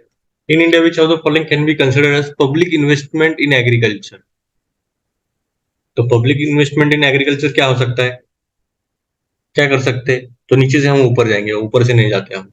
Setting up cold storage facilities by the government, public investment हो सकती है क्या ये? ठीक है, हो सकती है। Waiver of agriculture loans by the banking system, ये पब्लिक इन्वेस्टमेंट होगी क्या? चांसेस कम है, पांच गया, आंसर हो गया सी। देखिए वेवर अगर करने लग गए तो अपनी इकोनॉमी को काफी ज्यादा नुकसान होगा, और ये इन्वेस्टमेंट की बात कर रहे हैं, मतलब उसके ऊपर रिटर्न आना चाहिए। अगर वेवर देने लग गए तो फिर बहुत डिफिकल्ट हो जाएगा एग्रीकल्चर लोन पे, बैंकिंग सिस्टम पे काफी ज्यादा प्रेशर आ जाएगा और एनपीएस भी काफी बढ़ जाएंगे। तो पांचवा तो नहीं होना चाहिए। फिर भी हम देखते हैं बाकी, free electricity supplied to farmers, ये टाइप की इन्वेस्टमेंट है। फ्री में देने लग गए तो वही इकोनॉमिक प्रेशर, फोर भी नहीं आना चाहिए, फाइव भी नहीं आना चाहिए, फोर नहीं फाइव नहीं, वही आ रहा आंसर। थर्ड देखते हैं, सोशल कैपिटल डेवलपमेंट, ये देखिए पॉजिटिव नोशन पे जा रहा है। सोशल कैपिटल डेवलपमेंट अच्छी बात है। फिर computerisation of primary agriculture credit societies, ठीक है, कंप्यूटराइजेशन हो रहा है मतलब थोड़ा सा तो इंप्रूवमेंट हो रहा है टेक्नोलॉजी में, दूसरा भी आना चाहिए। Fixing MSP for agriculture produce for of all crop, सभी को एमएसपी देने लग गए तो फिर हमारी इकोनॉमी पे और डिफिकल्टी हो जाएगी। तो कुछ चुनिंदा ही, आई गेस 22 क्रॉप पे ही देते हैं हम, तो जो भी मेजर मेजर रहेंगे उन पे ही देंगे, जिस पर उनको काफी ज्यादा हानि होने लग गई है। तो अगर सब पे देने बैठे तो फिर बहुत नुकसान हो जाएगा हमारा ही, मतलब गवर्नमेंट का, इसलिए पहले तो नहीं रहना चाहिए। पहला नहीं, ये तो आंसर हो गया सी। ठीक है, 62 देखते हैं question. What is the importance of the term interest coverage ratio of a firm in India. अभी देखिए इंटरेस्ट कवरेज रेशियो, अभी देखिए कुछ कुछ इकोनॉमी के मेजोरिटी देख के देंगे आपने क्वेश्चन। एक तो कंसेप्चुअल रहता है, ज्यादातर तो कंसेप्ट बेस्ड ही रहते हैं, या तो फिर एप्लीकेशन देते हैं कि वो कंसेप्ट का, जैसे अभी अभी हमें हमें एक्सपांशनरी पॉलिसी करनी है तो उसका इफेक्ट क्या रहेगा, मतलब क्या क्या कम करना चाहिए, क्या क्या ज्यादा करना चाहिए, सीआरआर एसएलआर कम करेंगे ज्यादा करेंगे, बैंक रेट ज्यादा बढ़ाएंगे कम करेंगे। तो देखिए कॉज इफेक्ट पे देते हैं ये, या फिर कुछ ना कुछ तो हाइपोथेटिकल सिचुएशन देके वो बता देंगे कि इसमें अभी क्राइसिस आने वाले तो हमें क्या करना चाहिए, कम करना चाहिए, ज्यादा करना चाहिए, मतलब कंसेप्चुअली, इनडायरेक्टली कंसेप्चुअल अंडरस्टैंडिंग पे ही आपको फोकस करना है इकोनॉमी के क्वेश्चन में। अभी देखिए कुछ कुछ टर्म्स का भी इन्होंने इंपॉर्टेंस दिया है, तो आपको जो जो इंपॉर्टेंट टर्म्स लग रहे हैं जो काफी डिफिकल्ट होते हैं, जिससे कि आईसीआर हो गया या फिर दूसरे कुछ कुछ टर्म्स भी आते हैं नए नए जो इकोनॉमिक सर्वे में रहते हैं, तो उसे भी आपको देखना चाहिए, अच्छे से डिटेल में पढ़ना चाहिए। उसके रिगार्डिंग लगा तो वीडियो देख सकते हो आप यूट्यूब पर वगैरह। ठीक है, तो इसका मीनिंग क्या है देखते हैं हम। मतलब इंपॉर्टेंस पूछा है कि ये आईसीआर का इंपॉर्टेंस क्या है। It helps in understanding the present risk of a firm that a bank is going to give loan to. देखिए नाम में है इंटरेस्ट कवरेज रेशियो, तो क्या लगता है आपको क्या रहेगा, इसका मीनिंग क्या रहेगा। तो इंटरेस्ट कवर करने के लिए जो रेशियो रहेगा वही रहेगा, ऑब्वियसली इतना सिंपल नहीं है। तो डेट रेशियो रहता है और प्रॉफिटेबिलिटी रेशियो रहता है, तो वो डिटरमाइन करते हैं कंपनी इंटरेस्ट पे करेगी क्या नहीं उसके आउटस्टैंडिंग डेट पे, तो उसकी वजह से ये इंटरेस्ट कवरेज रेशियो देखते हैं फिर। अगर इन शॉर्ट बता जाए तो आईसीआर मतलब interest coverage ratio is equals to interest expense upon EBIT. EBIT क्या है, earning before interest and taxes. मतलब एक कंपनी कितने बार वो इंटरेस्ट पेमेंट भर सकती है उनके खुद के अर्निंग से, तो इन शॉर्ट वो हो गया इंटरेस्ट कवरेज रेशियो। तो पहला तो सही है कि ये अंडरस्टैंड होता है कि जो प्रेजेंट फर्म है वो बैंक को देगी कि नहीं, मतलब कितना लोन देना चाहिए उनको उनके रिस्क के हिसाब से, तो पहले तो है। It helps in evaluating the emerging risk of a firm that a bank is going to give the loan to. ये भी सही है, क्योंकि देखिए अगर बैंक को पता चल गया कि ये फर्म अच्छा है या बुरा है, इसकी अर्निंग्स कैसी है, कंसिस्टेंट है, लो है, डिक्लाइनिंग है या कांस्टेंट है, या फिर इसकी रिटर्न्स इतना आ रहे हैं क्या नहीं, तो सेकंड तो सही है, दोनों पहले तो दो सही है। The higher a borrowing firm's level of a interest coverage ratio, the worse is its ability to service its debt। तो इसका मीनिंग क्या हुआ, अगर ज्यादा रहा आईसीआर तो वो बेटर रहता है, अच्छी बात होती है कि आईसीआर ज्यादा है मतलब आपकी कैपेबिलिटी ज्यादा है रिटर्न करने की। अगर आईसीआर कम है तो वो कंपनी डेट एक्सपेंस में ज्यादा आ सकती है। तो इसमें क्या लिखा है, higher a borrowing firm level of interest coverage ratio the worse is its ability to service its debt. तो ये उल्टा हो गया, अगर जितना फर्म का आईसीआर ज्यादा है तो उसका वर्स नेट बेटर रहता है टू सर्विस इट्स डेट। ठीक है, थर्ड तो नहीं है, आंसर क्या हो गया ए। 63 देखते question. Which of the following factors or policies were affecting the price of rice in India in the recent past. अभी देखिए क्या क्या फैक्टर्स की वजह से जो राइस का प्राइस है वो अफेक्ट हो रहा था, पॉलिसी बोलो या फैक्टर्स बोलो। तो करंट पूछा है, एमएसपी क्या लगता है आपको, होना चाहिए, फिर होना चाहिए। गवर्नमेंट का ट्रेडिंग उसकी वजह से भी प्राइस इफेक्ट होता है क्या, हाँ होता है, इंपोर्ट कम होने लग गया तो प्राइसेस के ऊपर इफेक्ट होगा। गवर्नमेंट स्टॉक पाइलिंग, हाँ फिर स्टॉक पाइलिंग अगर ज्यादा बढ़ने लगे तो प्राइसेस नीचे गिर जाएंगे क्योंकि स्टॉक्स में बहुत ज्यादा हो गया। कंज्यूमर सब्सिडीज, ये भी अभी लगेगा आपको 1 2 3 है कि इसमें नहीं दिया है, ठीक है 1 2 3 दे दे तो और कंफ्यूजन बढ़ जाता है, क्योंकि देखिए कंज्यूमर सब्सिडीज का भी फर्क पड़ता है प्राइस पे। सब्सिडी मतलब क्या, एक पार्ट जो रहता है, अभी समझो कंज्यूमर को 10 रुपए किलो के हिसाब से अगर चावल मिल रहे हैं तो 50% अगर गवर्नमेंट भरने लग गई उसका कॉस्ट, मतलब 5 रुपए मिल गया उसके ऊपर कॉस्ट, तो फर्क पड़ गया ना राइस का, इसलिए आंसर हो गया डी। ठीक है, 64 क्वेश्चन देखते हैं। Consider the following statements, correct बोला है। The value of Indo Sri Lanka trade has consistently increase in the last decade. क्या लगता है आपको, ठीक है, पता नहीं। Textile and textile articles constitute an important item of trade between India and Bangladesh. होना चाहिए क्योंकि टेक्सटाइल है तो दोनों के इसमें इंपॉर्टेंट ट्रेड का रिगार्डिंग तो होना ही चाहिए, टू तो रहना चाहिए, ए बी और डी में रहेगा answer. In the last 5 years Nepal has been the largest trading partner of India in South Asia. ये क्या बात हुई, नेपाल रहेगा क्या, नेपाल तो नहीं है, तो आंसर ए और बी में रहेगा। टू तो सही है। अभी पहला, India Sri Lanka trade has consistently increase in the last decade. तो देखिए अगर आपको पता रहेगा ट्रेंड, तो इंडिया श्रीलंका का ट्रेड थोड़ा डिक्लाइन में ही चल रहा है अभी, क्योंकि चाइना का इन्फ्लुएंस कुछ ज्यादा ही बढ़ गया था और ये पूरा व्हाइट वॉश कर रहे, मतलब ब्रेन वॉश कर रहे श्रीलंका का कि इंडिया खराब है वगैरह वगैरह, ठीक है, हम इन्वेस्टमेंट ला रहे हैं, ठीक है। तो इसलिए पहला भी गलत है, पहला गलत, मतलब आप दोनों में रिस्क उठा सकते हैं, 1 and 2 ओनली। और बाकी बहुत सारे क्लासेस वालों ने ये आंसर दिया है, देखिए देखिए ये भी कितना गलत हो गया। अगर किसी ने ये मार्क किया रहेगा तो फिर ये कितना डिफिकल्टी जा रहा रहेगा उसको। ठीक है, 65 क्वेश्चन देखते हैं। In which one of the following groups are all the 4 countries members of G20। अभी देखिए G20 में 20 कंट्रीज है, एक यूरोपियन यूनियन पकड़ के, मतलब 19 कंट्रीज है, एक यूरोपियन यूनियन। तो आपको अभी सब 20 के 20 कंट्री याद करने थे क्या? नहीं। देखिए 20 जो भी कंट्रीज रहेंगे वो थोड़े से डेवलपिंग इकोनॉमीज रहेंगे, मेजोरिटी ऑफ टाइम तो डेवलपिंग इकोनॉमीज रहेंगे और कुछ कुछ ही डेवलप्ड इकोनॉमीज रहेंगे। तो हमें ऐसे कंट्रीज देखने जो, मतलब मेरा तो लॉजिक तब का वही था, पर कुछ ना कुछ तो जुगाड़ करके आंसर लाया था मैंने। तो आप थोड़ा सा ट्राई करके देखिएगा, आपको क्या लगता है इसमें से आंसर क्या रहेगा। तो Indonesia, Japan, Singapore, south Korea. अभी साउथ कोरिया काफी स्ट्रांग इकोनॉमी, तो चांसेस कम है कि इसमें आने के। तो ब्राजील, ईरान, ब्राजील तो रहना चाहिए, Iran, Saudi Arabia, Vietnam. Iran की पॉसिबिलिटी कम लग रही है मुझे, तो सी भी नहीं है। Australia, Canada, Malaysia and New Zealand. क्या लगता है आपको, न्यूजीलैंड रहेगा क्या इसमें? मुझे न्यूजीलैंड की शक्यता कम लग रही है, क्योंकि थोड़ा सा डेवलप्ड भी है और उसका कुछ ऐसा ज्यादा लगता भी नहीं है। तो इसलिए आंसर क्या होगा ये देखिए। अभी ये कंट्रीज देखिए, अर्जेंटीना, मेक्सिको, साउथ अफ्रीका और तुर्की। देखिए डेवलपिंग इकोनॉमीज लग रहे, नॉर्मल है, ज्यादा कुछ ऐसा हाईफाई नहीं है इनमें। तो हो गया आंसर ए, 65 का ए आंसर। 66 क्वेश्चन देखते हैं। Under the Kisan credit card scheme, short term credit support is given to farmers for which of the following purpose. अभी शॉर्ट टर्म क्रेडिट किसके लिए दिया जाता है किसान क्रेडिट कार्ड स्कीम में? तो ये क्वेश्चन है, क्वेश्चन को समझना इंपॉर्टेंट है, सीधा ऑप्शन पे छलांग मत मारिएगा। इसका कंटेक्स्ट पढ़िएगा कि ये क्या है, मतलब किसका, किसके बेसिस पे ये क्वेश्चन पूछा है। उस कंटेक्स्ट में हमें सोचना पड़ता है। हमारा माइंडसेट ऐसा रहता है कि मैंने जो पढ़ा है अभी किसान क्रेडिट कार्ड स्कीम के रिगार्डिंग वही मैं देखूंगा, तो हो गया, फिर आपका काम हो गया। ठीक है। तो पर्पस पूछा है, करेक्ट आंसर बोला है, इसमें क्या रहेगा? Working capital for maintenance of farm assets होना चाहिए। Purchase of combined harvesters, tractors and mini trucks, ठीक है, हो सकता है। Consumption requirements of a farm house, ठीक है, होल्ड पे रखते हैं। पोस्ट हार्वेस्ट एक्सपेंसेस, ठीक है, होना चाहिए। ये तो निकालने चाहिए, क्रेडिट कार्ड क्यों लेगा, सपोर्ट क्यों देंगे इसको, तो अगर एक्सपेंस हो गया तो अच्छी बात है। Construction of family house and setting up a village cold storage facility. अभी ये पहला स्टेटमेंट देखिए। अभी हाँ, घर बनाने के लिए किसान क्रेडिट कार्ड स्कीम देंगे क्या फार्मर को? कभी कभी क्या होता है, आपको थोड़ा होल्ड करना सीखना आना चाहिए। फटक से हमें इधर नहीं उड़ी मारनी चाहिए। अगर आपको कुछ श्योर शॉट नहीं है, 50-50 लग रहा है, थोड़ा सा डाइसी लग रहा है, आगे बढ़िए, आगे के ऑप्शन में देखिए। जैसे मैंने आपको कहा था कि जितने ज्यादा ऑप्शन देंगे उतनी ज्यादा फ्लेक्सिबिलिटी रहती है हमें ऑप्शन चूज करने में। तो आप डरिएगा मत, जितना बड़ा क्वेश्चन रहेगा उतना इजी इजी रहता है, ये समझ के चलिए। ठीक है, आंसर सीधा आपको दिख जाएगा, आंसर हो गया बी। 67 क्वेश्चन देखते हैं।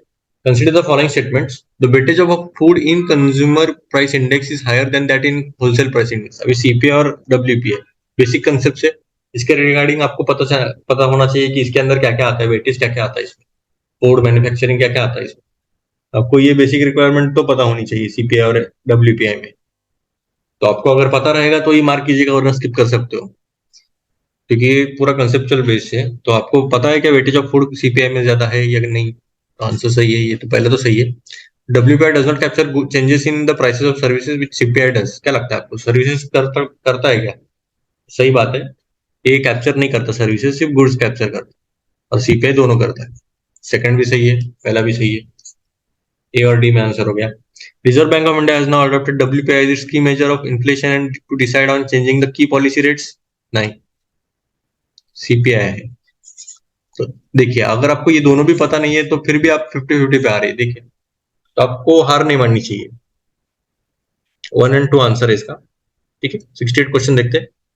देखिए रिवर और ये किस में जाता है। अभी देखिए रिवर और कहाँ फ्लो होती है ये भी इंपॉर्टेंट हो गया अभी आज, बट ये डायमेंशन आपको सीखना चाहिए अभी। अभी क्या हो सकता है, रिवर और उसके नेबरिंग मेजर सिटीज भी ये पूछ सकते हैं कि इससे पास होती है या नहीं। तो ये भी आपकी तैयारी होनी चाहिए, अगर इस पर से ये अंदाजा लगा जा सकता है। अभी किस में फ्लो होती है, बस ये सिंपल सवाल पूछा है। मेकॉन्ग अंडमान सी में होती है क्या, क्या लगता है आपको? अभी आपको तुक्केबाजी नहीं करनी है, इसमें श्योर शॉट आना चाहिए। तो मेकॉन्ग अंडमान सी में नहीं आती है, तो पहला तो गलत हो गया। 3 और 4 में आंसर है।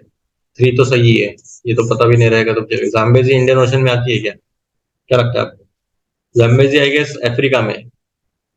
तो अफ्रीका में एक तो ये इधर जाएगी, नहीं तो इधर जाएगी। यहाँ पे तो वो अटलांटिक है, और यहाँ पे तो इंडियन है। तो यहाँ पे जाती है, यहाँ पे जाती है, आपको क्या लगता है? तो 50-50 है, आंसर उड़ा दीजिए। 68 का सी है। ठीक है, 3 और 4 आंसर है। तो अभी थेम्स कहाँ पे जाती है, आयरिश सी में जाती है क्या? और जो मेकॉन्ग रिवर है वो जाती है साउथ चाइना सी में। साउथ चाइना सी कितना इंपॉर्टेंट है देखिए, इनडायरेक्टली ऐसा सवाल पूछा है देखिए। और जो रिवर थेम्स है वो तो पता है आपको, इंग्लैंड में है, तो वो कहाँ पे जाएंगी, तो नॉर्थ सी में जाती है। ठीक है, एरी सी में नहीं जाती। दो गलत, तीन गलत, तीन सही, फोर सही। 69 देखते हैं। Consider the following statements. In the case of all cereal, pulses, and oilseeds, the procurement at minimum support price is unlimited in any state or UT. Is unlimited. सीधा unlimited बोल दिया, खत्म. In the case of cereals and pulses, the MSP is fixed in any state or UT at a level to which the market price will never rise. अभी देखिए MSP का role क्या रहता है, मिनिमम सपोर्ट, मतलब market उधर तक नहीं दे रहा तो आपको मिनिमम उतना तो देना चाहिए, समझो। और मार्केट का रोल क्या रहता है कि जो एमएसपी है उससे ज्यादा ही मिले फार्मर को। एमएसपी मतलब क्या, अगर कम से कम इतना नहीं तो फिर इतना तो दे दीजिए। मार्केट में अगर समझो 100 रुपए कुछ ना कुछ तो XYZ ये ग्रेन है, 100 रुपए इसकी मार्केट प्राइस है, तो एमएसपी समझो रख दिया 50। तो एमएसपी का रोल क्या रहता है कि एक सेफर साइड रहे कि भाई कुछ नहीं तो एमएसपी मतलब गवर्नमेंट तो खरीद लेगी ना इतने प्राइस पे, मतलब उसको लॉस भी नहीं और थोड़ा सा तो प्रॉफिट तो होना चाहिए। तो मार्केट प्राइस का काम ही है कि इसके ऊपर रहना चाहिए, नीचे नहीं। कंसेप्चुअल था ये। सेकंड भी गलत, पहला भी गलत, आंसर गाड़ी करेक्ट बोला है। 70 क्वेश्चन देखते हैं। With reference to Indian economy consider the following statements. अभी देखिए कंसेप्चुअल है, देखिए commercial paper, certificate deposit, call money, zero coupon bonds, ये जो भी है इतने सारे टर्म्स है वो काफी इंपॉर्टेंट है और कंसेप्चुअल है इसके रिगार्डिंग। देखिए अभी इसमें बोला है कमर्शियल पेपर क्या है, तो short term unsecured promissory note है क्या, क्या लगता है आपको, रहेगा क्या, तो हाँ रहेगा, पहला तो सही है। इसमें है नहीं, अभी इतना इसमें लॉजिक लगा ही नहीं सकते, ये कंसेप्ट इधर ये सर नो में आता है इसका आंसर, तो अगर पता है तो ठीक है, नहीं तो भूल जाइए। फिर भी इसमें ज्यादा ऑप्शन है तो ज्यादा चांसेस है। Certificate of deposit is a long term instrument, long term है क्या, सर्टिफिकेट ऑफ डिपॉजिट तो नहीं, दूसरा तो नहीं।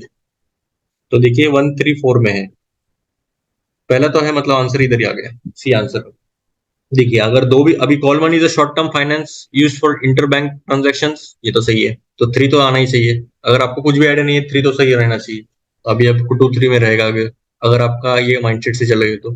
Zero coupon bonds are the interest boring, zero coupon bonds are the interest bearing short term bonds issued by the scheduled commercial banks to corporations. क्या लगता है आपको, जीरो कूपन बॉन्ड्स क्या क्या रोल था, इंटरेस्ट बेरिंग बॉन्ड्स रहते हैं zero coupon bonds. इसका कंसेप्ट ही देखिए, जीरो कूपन बॉन्ड्स का मतलब ये है कि ये डिस्काउंट पे जाता है, मतलब ये इंटरेस्ट पे नहीं लेते, तो उल्टा डिस्काउंटेड प्राइस पे जाता है। तो ये कंसेप्ट में ही देखिए कंसेप्ट कितना इंपॉर्टेंट है, और तो नहीं है, सीधा आंसर। ठीक है, 71 देखते हैं। कल्चर का क्वेश्चन है, थोड़ा सा स्किप के मेंटेलिटी से ही जाइएगा क्योंकि डिफिकल्टी जाएगी आपको, मैं बता रहा हूँ। परिव्रजका, रिनंसिएंट एंड वॉन्डरर, श्रमण, प्रीस्ट विद हाई स्टेटस। श्रमण थोड़ा सा आपने पढ़ा रहेगा। उपासका, ले फॉलोअर ऑफ बुद्धिज्म, पता नहीं। श्रमण तो नहीं रहेगा हाई स्टेटस वाला, टू तो नहीं है, आंसर हो गया बी। श्रमण जो है वो प्रीस्ट नहीं रहता है हाई स्टेटस वाला, तो क्या रहता है, वो रियलाइज करता है ट्रुथ, मतलब इन शॉर्ट मॉन्क्स रहते हैं ये प्रीस्ट नहीं रहते, मॉन्क्स रहते हैं, तो सेकंड तो गलत है। ये थोड़ा सा आइडिया था इसके बारे में इसलिए ये आंसर आ गया, वरना आपको कुछ आइडिया नहीं रहता तो फिर भी आप स्किप करने जैसा ही क्वेश्चन था ये। ठीक है, बी आंसर है इसका। 72 क्वेश्चन देखते हैं। With reference to Indian elephants, ठीक है, कंसीडर द फॉलोइंग स्टेटमेंट्स। हाथियों के बारे में, the leader of an elephant group is a female, हो सकता है। The maximum gestation period can be 22 months long, मतलब रेस्टिंग पीरियड इनका 22 मंथ्स का रह सकता है, हो सकता है। An elephant can normally go on calving till the age of 40 years only, maybe. Among the states in India the highest elephant population is in Kerala, क्या लगता है। फोर्थ स्टेटमेंट देखिए, आपने अगर एलिफेंट्स के बारे में पढ़ा रहेगा तो आपको पता है पहला जो हाईएस्ट नंबर है वो कर्नाटका में, उसके बाद आसाम है और फिर बाद में केरला है, तो थर्ड हाईएस्ट बोल सकते हैं। फोर्थ तो गलत हो गया, वी वन टू और थ्री में, वी वन टू और थ्री ओनली। अभी क्या लगता है आपको, इसमें से दोनों में से आपको क्या लगता है कि कौन सा सही होने के चांसेस ज्यादा है।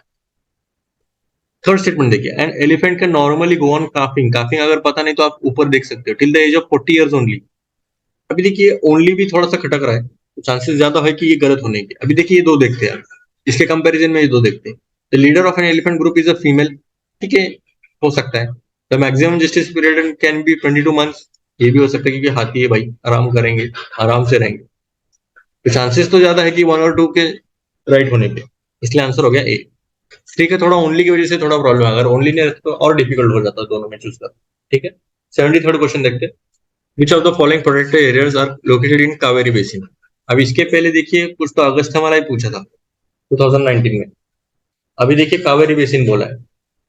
तो देखिए जो भी बेसिन है, अभी कावेरी हो गया, अभी जो जो इसके पहले के जो भी कावेरी या फिर दूसरे भी रिवर्स उन्होंने बोले थे यूपीएससी ने, तो उसके रिगार्डिंग ये भी नेशनल पार्क पूछने लग गए। देखिए मैंने कि जैसे आपको पहले कहा था कि रिवर्स के आजू बाजू की जो भी national park, major major rivers के आजू बाजू की जो भी नेशनल पार्क है उसके रिगार्डिंग आपको इन्फॉर्मेशन रखनी ही है। ठीक है, मेजर मेजर हिल्स, रेंजेस या फिर घाट्स वगैरह जो भी इंपॉर्टेंट रहेंगे, जैसे वेस्टर्न घाट्स, ईस्टर्न घाट्स, इसमें आता है कि नहीं।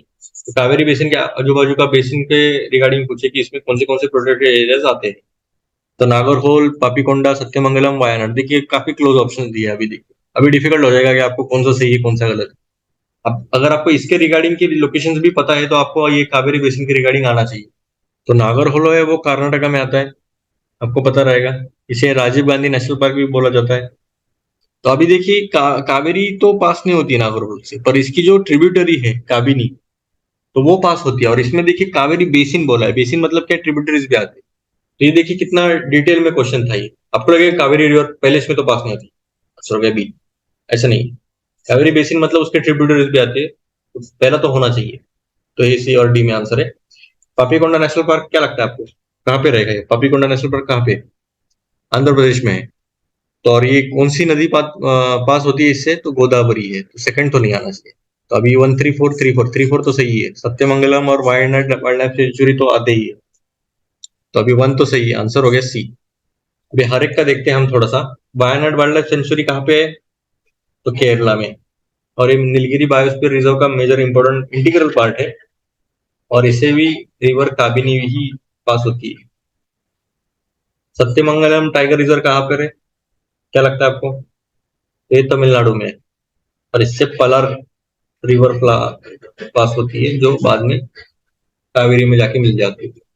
काफी खंड तो आपको पता ही चल गया। ठीक है, 74 क्वेश्चन देखते हैं। With reference to India's biodiversity, Ceylon frogmouth, coppersmith barbet. अभी इस पे से मेरे को आधा थोड़ा सा अंदाज लग गया था, क्योंकि मैं थोड़ा बहुत आगे डिस्कवरी चैनल भी देखता था बीच में। तो ग्रे चिन मिनीवेट और white throated red start, minivet भी मैंने सुना था। तो क्या है ये? Birds, primates, reptiles, amphibians? तो आपको कुछ आइडिया रहेगा तभी आप मार्क कीजिएगा। अभी लगेगा फ्रॉग माउथ है मतलब रेप्टाइल्स वगैरह में तो आना चाहिए, नहीं तो एम्फीबियंस में तो आना ही चाहिए फ्रॉग माउथ। अभी फ्रॉग माउथ बोला है मतलब उसके जो चेहरा है वो फ्रॉग के जैसा है, तो जरूरी नहीं कि एम्फीबियंस ही आएगा। तो आंसर हो गया ए, बर्ड्स। मिनीवेट वगैरह मैंने सीवेट वगैरह पढ़ा था, बारवेट भी पढ़ा था थोड़ा बहुत, तो इसलिए ये थोड़ा सा अंदाजा लग गया था मुझे। ठीक है, 75 देखते हैं। Which one of the following protected areas is well known for the conservation of a subspecies of Indian swamp deer, barasingha. अब इसके रिगार्डिंग है, that has well on hard ground and exclusively graminivorous. ठीक है, अभी इसका जो है area, ये कहाँ पर पाया जाएगा एक्सक्लूसिवली, मतलब इसका कंजर्वेशन के लिए वेल नोन है, ये बोला है। बारहसिंगा आपको पता रहेगा तभी आप मार्क कीजिएगा। तो कहाँ पर हो सकता है? मानस, मुदुमलाई, तल छपर। अभी देखिए इसके रिगार्डिंग भी आपको इंफॉर्मेशन लेनी चाहिए। आंसर क्या है इसका? कान्हा। कान्हा तू सोजा जा रहा, कान्हा कहाँ पर है, क्या लगता है आपको? और ये जो बारहसिंगा है स्टेट एनिमल है मध्य प्रदेश का, तो मध्य प्रदेश में ही आना चाहिए। कान्हा नेशनल पार्क मध्य प्रदेश में, मानस आसाम में है, मुदुमलाई कहाँ पर है? आप कमेंट सेक्शन में मुझे बता दीजिएगा। ठीक है, 76 देखते हैं। Steel slag can be the material for which of the following. तो ये जो स्टील स्लैग है वो किसके लिए यूज हो सकता है, अभी ये पता ही नहीं तो फिर भी आप कोशिश कीजिएगा। Construction of base road, improvement of agriculture soil, production of cement. अभी आपको लगेगा एग्रीकल्चर सॉइल का क्या आएगा, चेल्सी आंसर है, नहीं, इसमें भी यूज होता है स्टील स्लैग। आंसर हो गया 1 2 3। आपको कुछ आइडिया रहेगा तभी आप मार्क कीजिएगा, वरना स्किप कर सकते हो। ठीक है, 77 क्वेश्चन देखते हैं। Which of the following are the most likely places to find the musk deer. अभी देखिए हर एक जो भी इंपॉर्टेंट स्पीसीज है, जैसे मस्ट डियर हो गया, बारहसिंग हो गए, तो उनका नेचुरल हैबिटेट वो कहाँ ज्यादा से ज्यादा पाए जाते हैं। तो ये दो तीन चीजें तो आपको पता ही होनी चाहिए, जैसे कि पार्क्स वगैरह, नेशनल पार्क, सेंचुरी किस में पाए जाते हैं। मेजर स्पीसीज को आपको याद रखना चाहिए। आगे 15 to 20 मेजर स्पीसीज है, उसके रिगार्डिंग आपने थोड़ा भी इंफॉर्मेशन अच्छे से निकाल लिया, नेचुरल हैबिटेट, उनके स्टेट्स, रिवर्स, और जो पार्क्स है उनके रिवर्स, इंटीग्रेटेड स्टडी हो जाएगा आपका उसमें। ठीक है, अभी मस्ट डियर कहाँ पाया जाता है, तो अस्कोट, गंगोत्री, किशनपुर, मानस। मस्ट डियर मानस में पाया जाएगा क्या? चांसेस कम है, और तो नहीं है। 1 2 2 3 2 तो रहना ही चाहिए। अभी किशनपुर, अस्कोट पता रहेगा तो ये ठीक है ना, तो आंसर हो गया ए। अस्कोट वाइल्ड लाइफ सेंचुरी कहाँ पर है? उत्तराखंड। गंगोत्री कहाँ पर है? उत्तराखंड में ही है। किशनपुर वाइल्ड लाइफ सेंचुरी कहाँ पर है, क्या लगता है? किशन आते हैं यूपी में, मानस तो पता ही है आप, ठीक है। और जो किशनपुर है वो दुधवा टाइगर रिजर्व का पार्ट है, दुधवा भी यूपी में है यार, ठीक है। 78 क्वेश्चन देखते हैं। In rural road construction, use of which of the following is preferred for ensuring environmental sustainability और टू रिड्यूस कार्बन फुटप्रिंट, मतलब ज्यादा कार्बन एमिशंस नहीं होना चाहिए और एनवायरमेंटल सस्टेनेबल होना चाहिए रोड कंस्ट्रक्शन में, तो क्या यूज करना चाहिए, किसे प्रेफर किया जा सकता है? Copper slag, copper, old mix asphalt, geotextile, hot mix asphalt, Portland cement. तो क्या लगता है आपको, क्या रहेगा आंसर? आपने थोड़ा बहुत पोर्टलैंड सीमेंट के बारे में पढ़ा रहेगा, ये थोड़ा सा डेंजर ही है, तो 5 तो नहीं होना चाहिए, तो ये दोनों में आंसर है। 1 2 3 2 3 4, 1 2 3 2 3 4, मतलब 2 3 तो है, तो ये 2 3 पर ज्यादा देखने की जरूरत नहीं है, अभी 1 और 4 में लग रहा है। तो 1 और 4 copper slag, hot mix asphalt technology पता नहीं है, अभी कुछ आइडिया नहीं है, रिस्क उठा लीजिए, क्या आंसर रहेगा आपको, क्या लगता है? 78 का ए आंसर है, 1 2 3 है, ठीक है। 79 देखते हैं। Consider the following statements, coal ash contains arsenic, lead, mercury, ठीक है, हो सकता है coal fired power plants release sulphur dioxide and oxides of nitrogen into the environment, पता नहीं, हो सकता है। High ash content, high ash content is observed in Indian coal, क्या देते हैं? क्या लगता है आपको, देंगे क्या? हाई एश कंटेंट रहता है क्या? आपको लगेगा नहीं रहेगा, ऐसा कैसे हाई एश कंटेंट कैसे रहेगा, हमारे कोल क्वालिटी इतनी अच्छी नहीं है इसलिए एश कंटेंट ज्यादा रहता है, तो 3 तो होना ही चाहिए, ठीक है। इसमें रिलीज सल्फर आता है, हाँ आता है, नाइट्रोजन के ऑक्साइड भी आते हैं, तो 2 और 3 तो रहने चाहिए, बी बी और डी में आंसर पहला देखते हैं। Coal ash contains arsenic, lead, mercury, answer हो गया डी, सभी आते हैं, ठीक है। 80th क्वेश्चन देखते हैं। What is the use of biochar in farming? Biochar का यूज क्या है, बायोचार पता नहीं फिर भी चलेगा, देखते हैं हम आंसर क्या आता है, देखते हैं। Biochar can be used as a part of the growing medium in vertical farming, हाँ हो सकता है। Biochar is a part of growing medium, it promotes the growth of nitrogen fixing organism, देखिए दोनों सपोर्ट कर रहा है, दोनों को मतलब लेके चल रहा है। एक तो दोनों गलत हो सकते हैं, नहीं तो दोनों सही रह सकते हैं, अगर दोनों गलत हो गए तो ऑप्शन ही नहीं है, मतलब दोनों सही होने ही चाहिए, ठीक है। 1 2 तो है। When biochar is a part of the growing medium, it enables the growing medium to retain water for long time. अभी देखिए अगर ये प्रमोट कर रहा है nitrogen fixing organism, vertical farming को प्रमोट कर रहा है, तो ये तो होना ही चाहिए ना, भले आपको बायोचार पता नहीं है पर फिर भी आपको एक अंदाजा लग जाएगा, एक फ्लो में समझ में आ जाएगा कि आंसर तो सही होना चाहिए, डी आंसर है। 81 देखते हैं। If a particular plant species is placed under schedule 6 of the wild life protection act, देखिए वाइल्ड लाइफ प्रोटेक्शन एक्ट में शेड्यूल 1 काफी स्ट्रिक्ट माना जाता है कि उसको प्रोटेक्शन काफी इंपॉर्टेंट हाई लेवल पे प्रोटेक्शन दिया जाता है, जैसे कि टाइगर हो गया, तो उसे हंटिंग करना इलीगल हो गया। शेड्यूल 6 में क्या आएगा वो बस सोच है कि इम्प्लीकेशन क्या रहेगा, अगर प्लांट स्पीसीज है शेड्यूल 6 में तो उसका इम्प्लीकेशन क्या रहेगा, licence is required to cultivate that plant, क्या लगता है आपको ऐसा रहेगा क्या, 6 में देंगे क्या वो? तो हो सकता है such a plant cannot be cultivated under any circumstances, ये क्या बात हुई, कुछ भी सर्कमस्टांस के बगैर नहीं कर सकते, तो दूसरा तो गलत हो गया। It is genetically modified crop plant, ऐसा भी जरूरी नहीं है। Such a plant is invasive and harmful to the ecosystem, क्या लगता है आपको ऐसा रहेगा क्या? नहीं, आंसर क्या हो गया ए। कुछ कुछ आंसर की ने ये बताया है, देखिए ये भी कितने गलत आंसर दे रहे हैं, ठीक है। 82 देखते हैं। With reference to the period of Gupta dynasty in ancient, देखिए गुप्ता डायनेस्टी कितना इंपॉर्टेंट है। द टाउन्स घंटाशाह, कदूरो, चौल और also known as, well known किसके लिए थे ये? चौल। किंगडम थे, कैपिटल थे, कैपिटल रहते तो पता चलता किसी पावरफुल किंगडम के। 82, तो बी तो नहीं रहना चाहिए। Places of exclusive stone art and architecture, अभी आर्किटेक्चर आपने पढ़ा रहेगा, तो ऐसा तो कोई टाउन थे ही नहीं, सी भी नहीं, बी भी नहीं। Important Buddhist pilgrimage centre, chances है पोर्ट्स भी रह सकते हैं या फिर ये भी रह सकते हैं, तो क्या लगता है आपको, दोनों में से मार्क कर सकते हैं। अभी देखिए लॉजिकल पे आ गए हम, तो आंसर हो गया ए, पोर्ट्स हैंडलिंग फॉरेन ट्रेड, ठीक है। टाउन्स भी इंपॉर्टेंट है हर एक डायनेस्टी के, और इसका इंपॉर्टेंट क्या है, ठीक है। 83 देखते क्वेश्चन। What is are the advantages of zero tillage in agriculture, अभी जीरो टिलेज पता है रहेगा तो ही आप मार्क कीजिएगा, वरना फिर भी आप मार्क कर सकते हो, क्योंकि देखते हैं हम ऑप्शन भी है अच्छे खासे, 3 3 ऑप्शन दिए। Sowing of it is possible without burning the residue of the previous crop, सही है। ऐसे जरूरी नहीं कि पिछला जलाने के बाद ही हम सो कर सकते हैं, तो ऐसा तो जरूरी नहीं है, तो पहला तो होना चाहिए। देखिए देखिए 50-50 तक आ गए। Without the need for nursery of rice sapling, direct sapling of paddy seeds in the bed soil is possible, हाँ क्यों नहीं। विदाउट सैपलिंग भी हम डायरेक्ट प्लांटिंग कर सकते हैं पैडी सीड्स का, अभी पॉसिबल हो गया है। जीरो टिलेज का एडवांटेज बोल सकते हैं ये। Carbon sequestration in the soil is possible, हाँ, क्योंकि ये कार्बन को सोख लेता है। आंसर क्या हो गया? डी। ठीक है, 84 क्वेश्चन देखते हैं। According to India's national policy on biofuels, which of the following can be used as raw materials for the production of biofuels? Raw materials कौन से यूज कर सकते हैं? इसमें से क्या लगता है आपको नहीं रहना चाहिए? देखते हैं हम अभी। डैमेज विडग्रेन ground hologram rotten potassium share but कैसा हुआ, इसमें लगता है आपको क्या नहीं रहना चाहिए? ये थोड़ा डिफिकल्ट है, ये थोड़ा डिफिकल्ट है, क्योंकि देखिए अभी हमें कुछ आइडिया नहीं रहेगा कि इसमें से कौन सा रॉ मटेरियल यूज कर सकते हैं। तो 1 2 3 4 5 6 कौन सा रहेगा? पता नहीं। आंसर है इसका 1 2 5 6। आपको लगेगा सभी होना चाहिए, पर नहीं है। 1 2 5 6 आंसर है। 1 2 5 6 मतलब ग्राउंड नट, सीड्स और हॉर्स ग्राम नहीं यूज कर सकते। ठीक है, ये डिफिकल्ट साइड पे था, स्किप कर सकते हैं क्वेश्चन। 18 क्वेश्चन देखते हैं। Which one of the following statement does describe the term social cost of carbon? ठीक है, इसका डेफिनेशन कुछ है। It is a measure in monetary value of the. अभी सोशल कॉस्ट ऑफ कार्बन का क्या मीनिंग हो सकता है? तो नीचे से ऊपर जाते हैं, हम देखते हैं। Contribution of an individual person to the carbon footprint on the planet Earth. ये क्या बात हुई? ऐसा लग सकता है सोशल कॉस्ट बोले तो ये इंडिविजुअल पर्सन का रहेगा कंट्रीब्यूशन। नहीं। Efforts put in by a climate refugee to adopt to live in a new place. नहीं।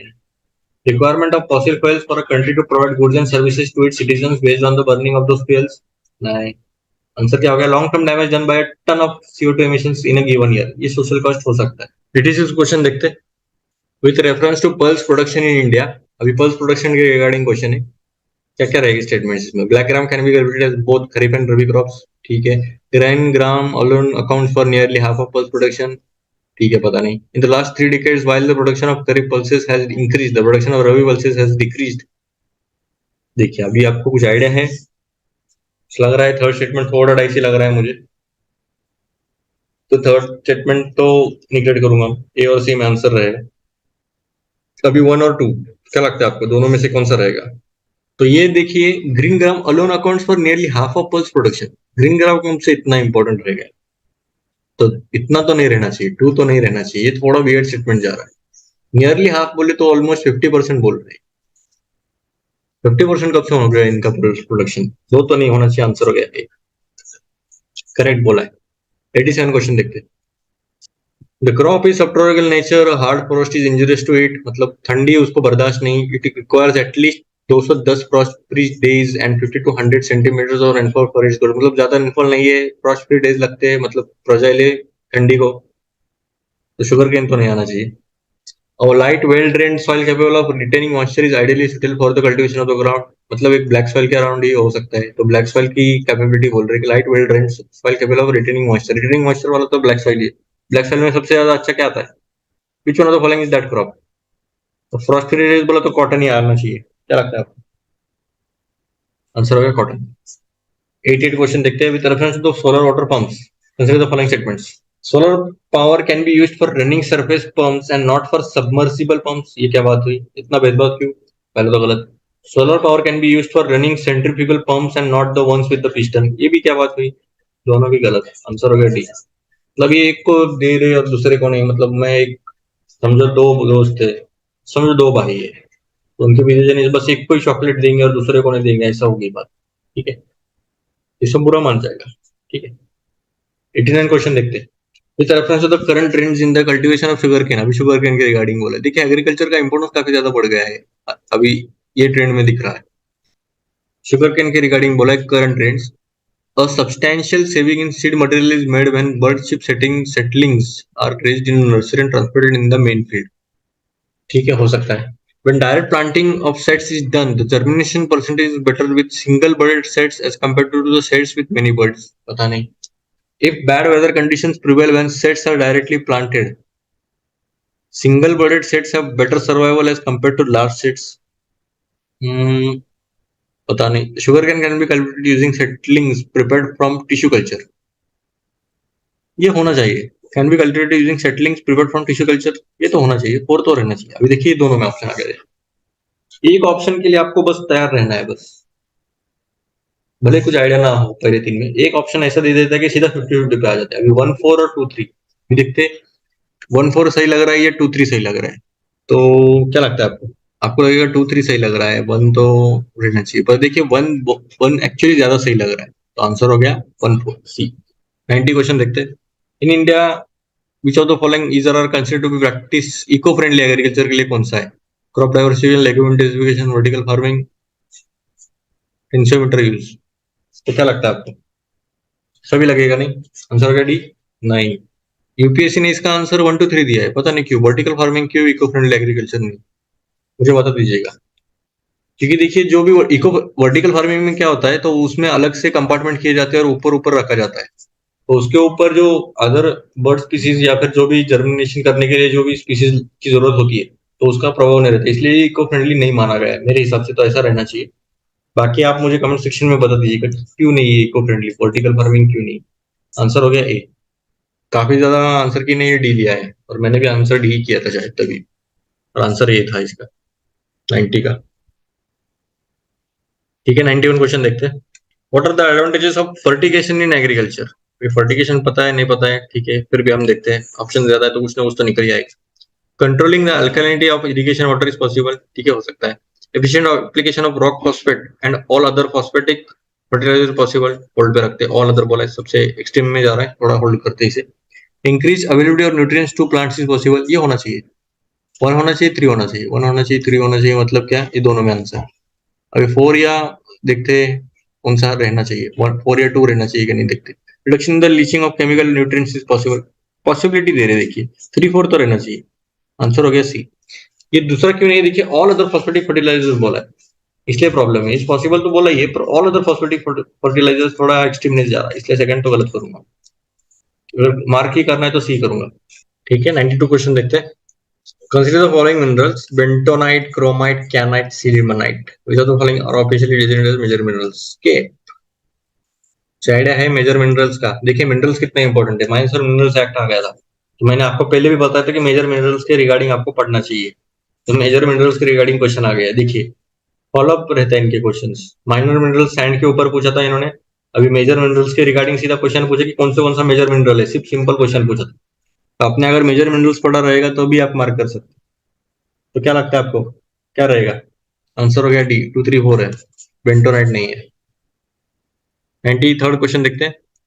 With reference to ocean mean temperature (OMT), which of the following statements are correct? OMT is measured up to depth of 26 degrees Celsius, isotherm which is 120 meter in the southwestern Indian Ocean during January March. ठीक है, पता नहीं। OMT calculated during January March can be used in assessing whether the amount of rainfall in monsoon will be less or more than a certain long term mean. क्या लगता है आपको? देखिए ये हो सकता है कि जो जनवरी मार्च में है, तो उसका अगर एसेसिंग किया तो आपको समझ में आ जाएगा कि मानसून कितना होगा। ठीक है, सेकंड तो होना चाहिए, बी और सी में आंसर है।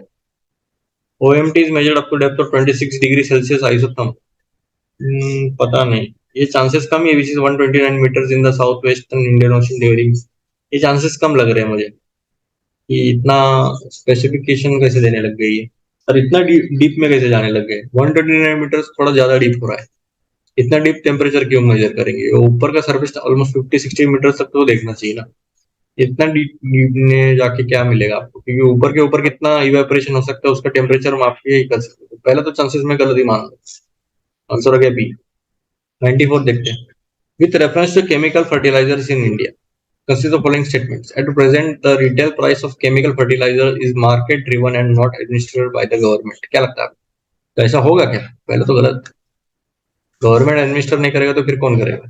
Ammonia which is an input of urea is produced from natural gas, हो सकता है, क्यों नहीं हो सकता?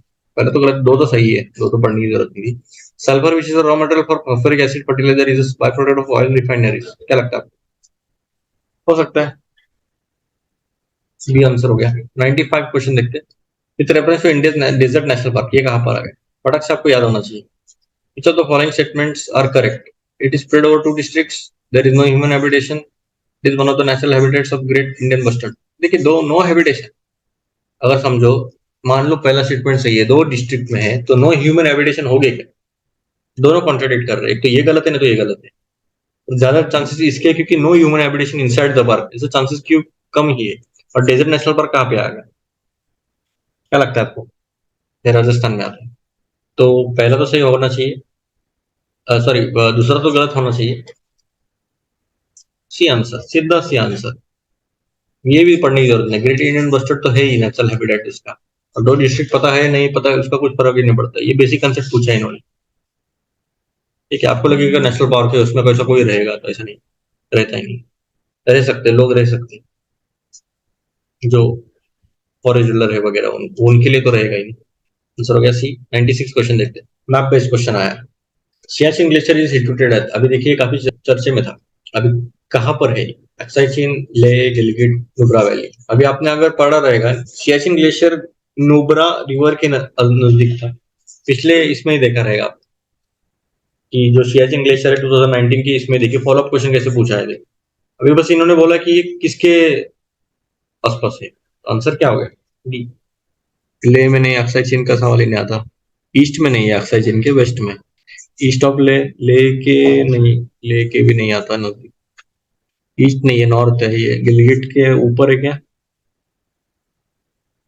गिलगिट बाल्टिस्तान तो नॉर्थ के नहीं आता, गिलगिट बाल्टिस्तान तो ये इसके ईस्ट में है। ठीक है, अब मैप एक बार देख लीजिएगा, और ये सही बोला है मैंने सब। 97 क्वेश्चन देखिए, with reference to history of India consider the following pairs, famous place और प्रेजेंट स्टेट। देखिए फेमस प्लेसेस भी इंपॉर्टेंट हो गए अभी, बिलसा, द्वार समुद्र, गिरिनगर, स्थानेश्वर। द्वार समुद्र आपको पता है महाराष्ट्र में आएगा, क्या लगता है आपको द्वार समुद्र महाराष्ट्र में आएगा? नहीं, सेकंड गलत, 1314 में है। अभी देखिए ये दोनों में आप रिस्क उठा सकते हैं, तो क्या लगता है आपका आंसर है ए, 13। द्वार समुद्र कहाँ पर आता है? द्वार समुद्र जो है वो होयसला की कैपिटल थी, आपको पता रहेगा, और होयसला कहाँ पर थे? तो कर्नाटका में थे। तो पहले तो, दूसरा तो गलत हो गया, बिलसा एमपी में, गिरिनगर गुजरात में, स्थानेश्वर यूपी में आता है क्या? नहीं, तो ये आता है कुरुक्षेत्र सिटी, हरियाणा। थानेश्वर क्या, फिर इसे बोलते हैं थानेसार, थानेश्वर का थानेसार क्या है? ठीक है, 98 क्वेश्चन देखते हैं। Consider the following statements. 36% of India's districts are classified by the overexploited or critical by the CGWA. पता नहीं, CGWA was formed under the Environment Protection Act। क्या लगता है आपको एनवायरमेंट प्रोटेक्शन एक्ट के अंदर क्या है? सेंट्रल ग्राउंड वाटर अथॉरिटी, हाँ, 2 है, 2 एंड 3 है। India is the largest area under ground water irrigation in the world. आपको गलत लगेगा पर आंसर सही है, बी आंसर इसका, पहला गलत है। तो ये ओवर एक्सप्लॉइटेड में 17% आता है, 36% नहीं है। ठीक है, 36% बहुत ज्यादा हो, इसकी वजह से ये आंसर गलत है, डिफिकल्ट साइड में था। और आपको 50-50 तक तो आ सकते थे आप, 2 तो सही है, अगर आपको पता चल गया कि 2 तो सही है तो 50-50 तक तो आ सकते थे। ठीक है, 99 क्वेश्चन देखते हैं। Consider the following statement, jet streams occur in the northern hemisphere only. ये क्या बात है, सदर्न हेमिस्फीयर में भी है, रोरिंग 40s 50s वगैरह है ना, फास्ट एंड फ्यूरियस वाले, फ्यूरियस 50s वगैरह है ना ऐसे नाम, तो ये सदर्न हेमिस्फीयर में ही तो जेट स्ट्रीम है। पहला तो गलत हो गया, 2 तो सही है। थर्ड देखते हैं, the temperature inside the I of cyclone is nearly 10% lesser than that of the surrounding. ये क्या बात हुई? थर्ड तो गलत है, आंसर हो गया सी। क्यों? क्योंकि ये ज्यादा रहता है, उल्टा जो आया रहता है साइक्लोन का, तो उसमें काफी ज्यादा टेम्परेचर रहता है बीच में, इसलिए लो प्रेशर क्रिएट हो जाता है और ऊपर जाता है फिर। ठीक है, 100 देखते question. Among the following tiger reserve which one of the largest area under critical tiger habitat.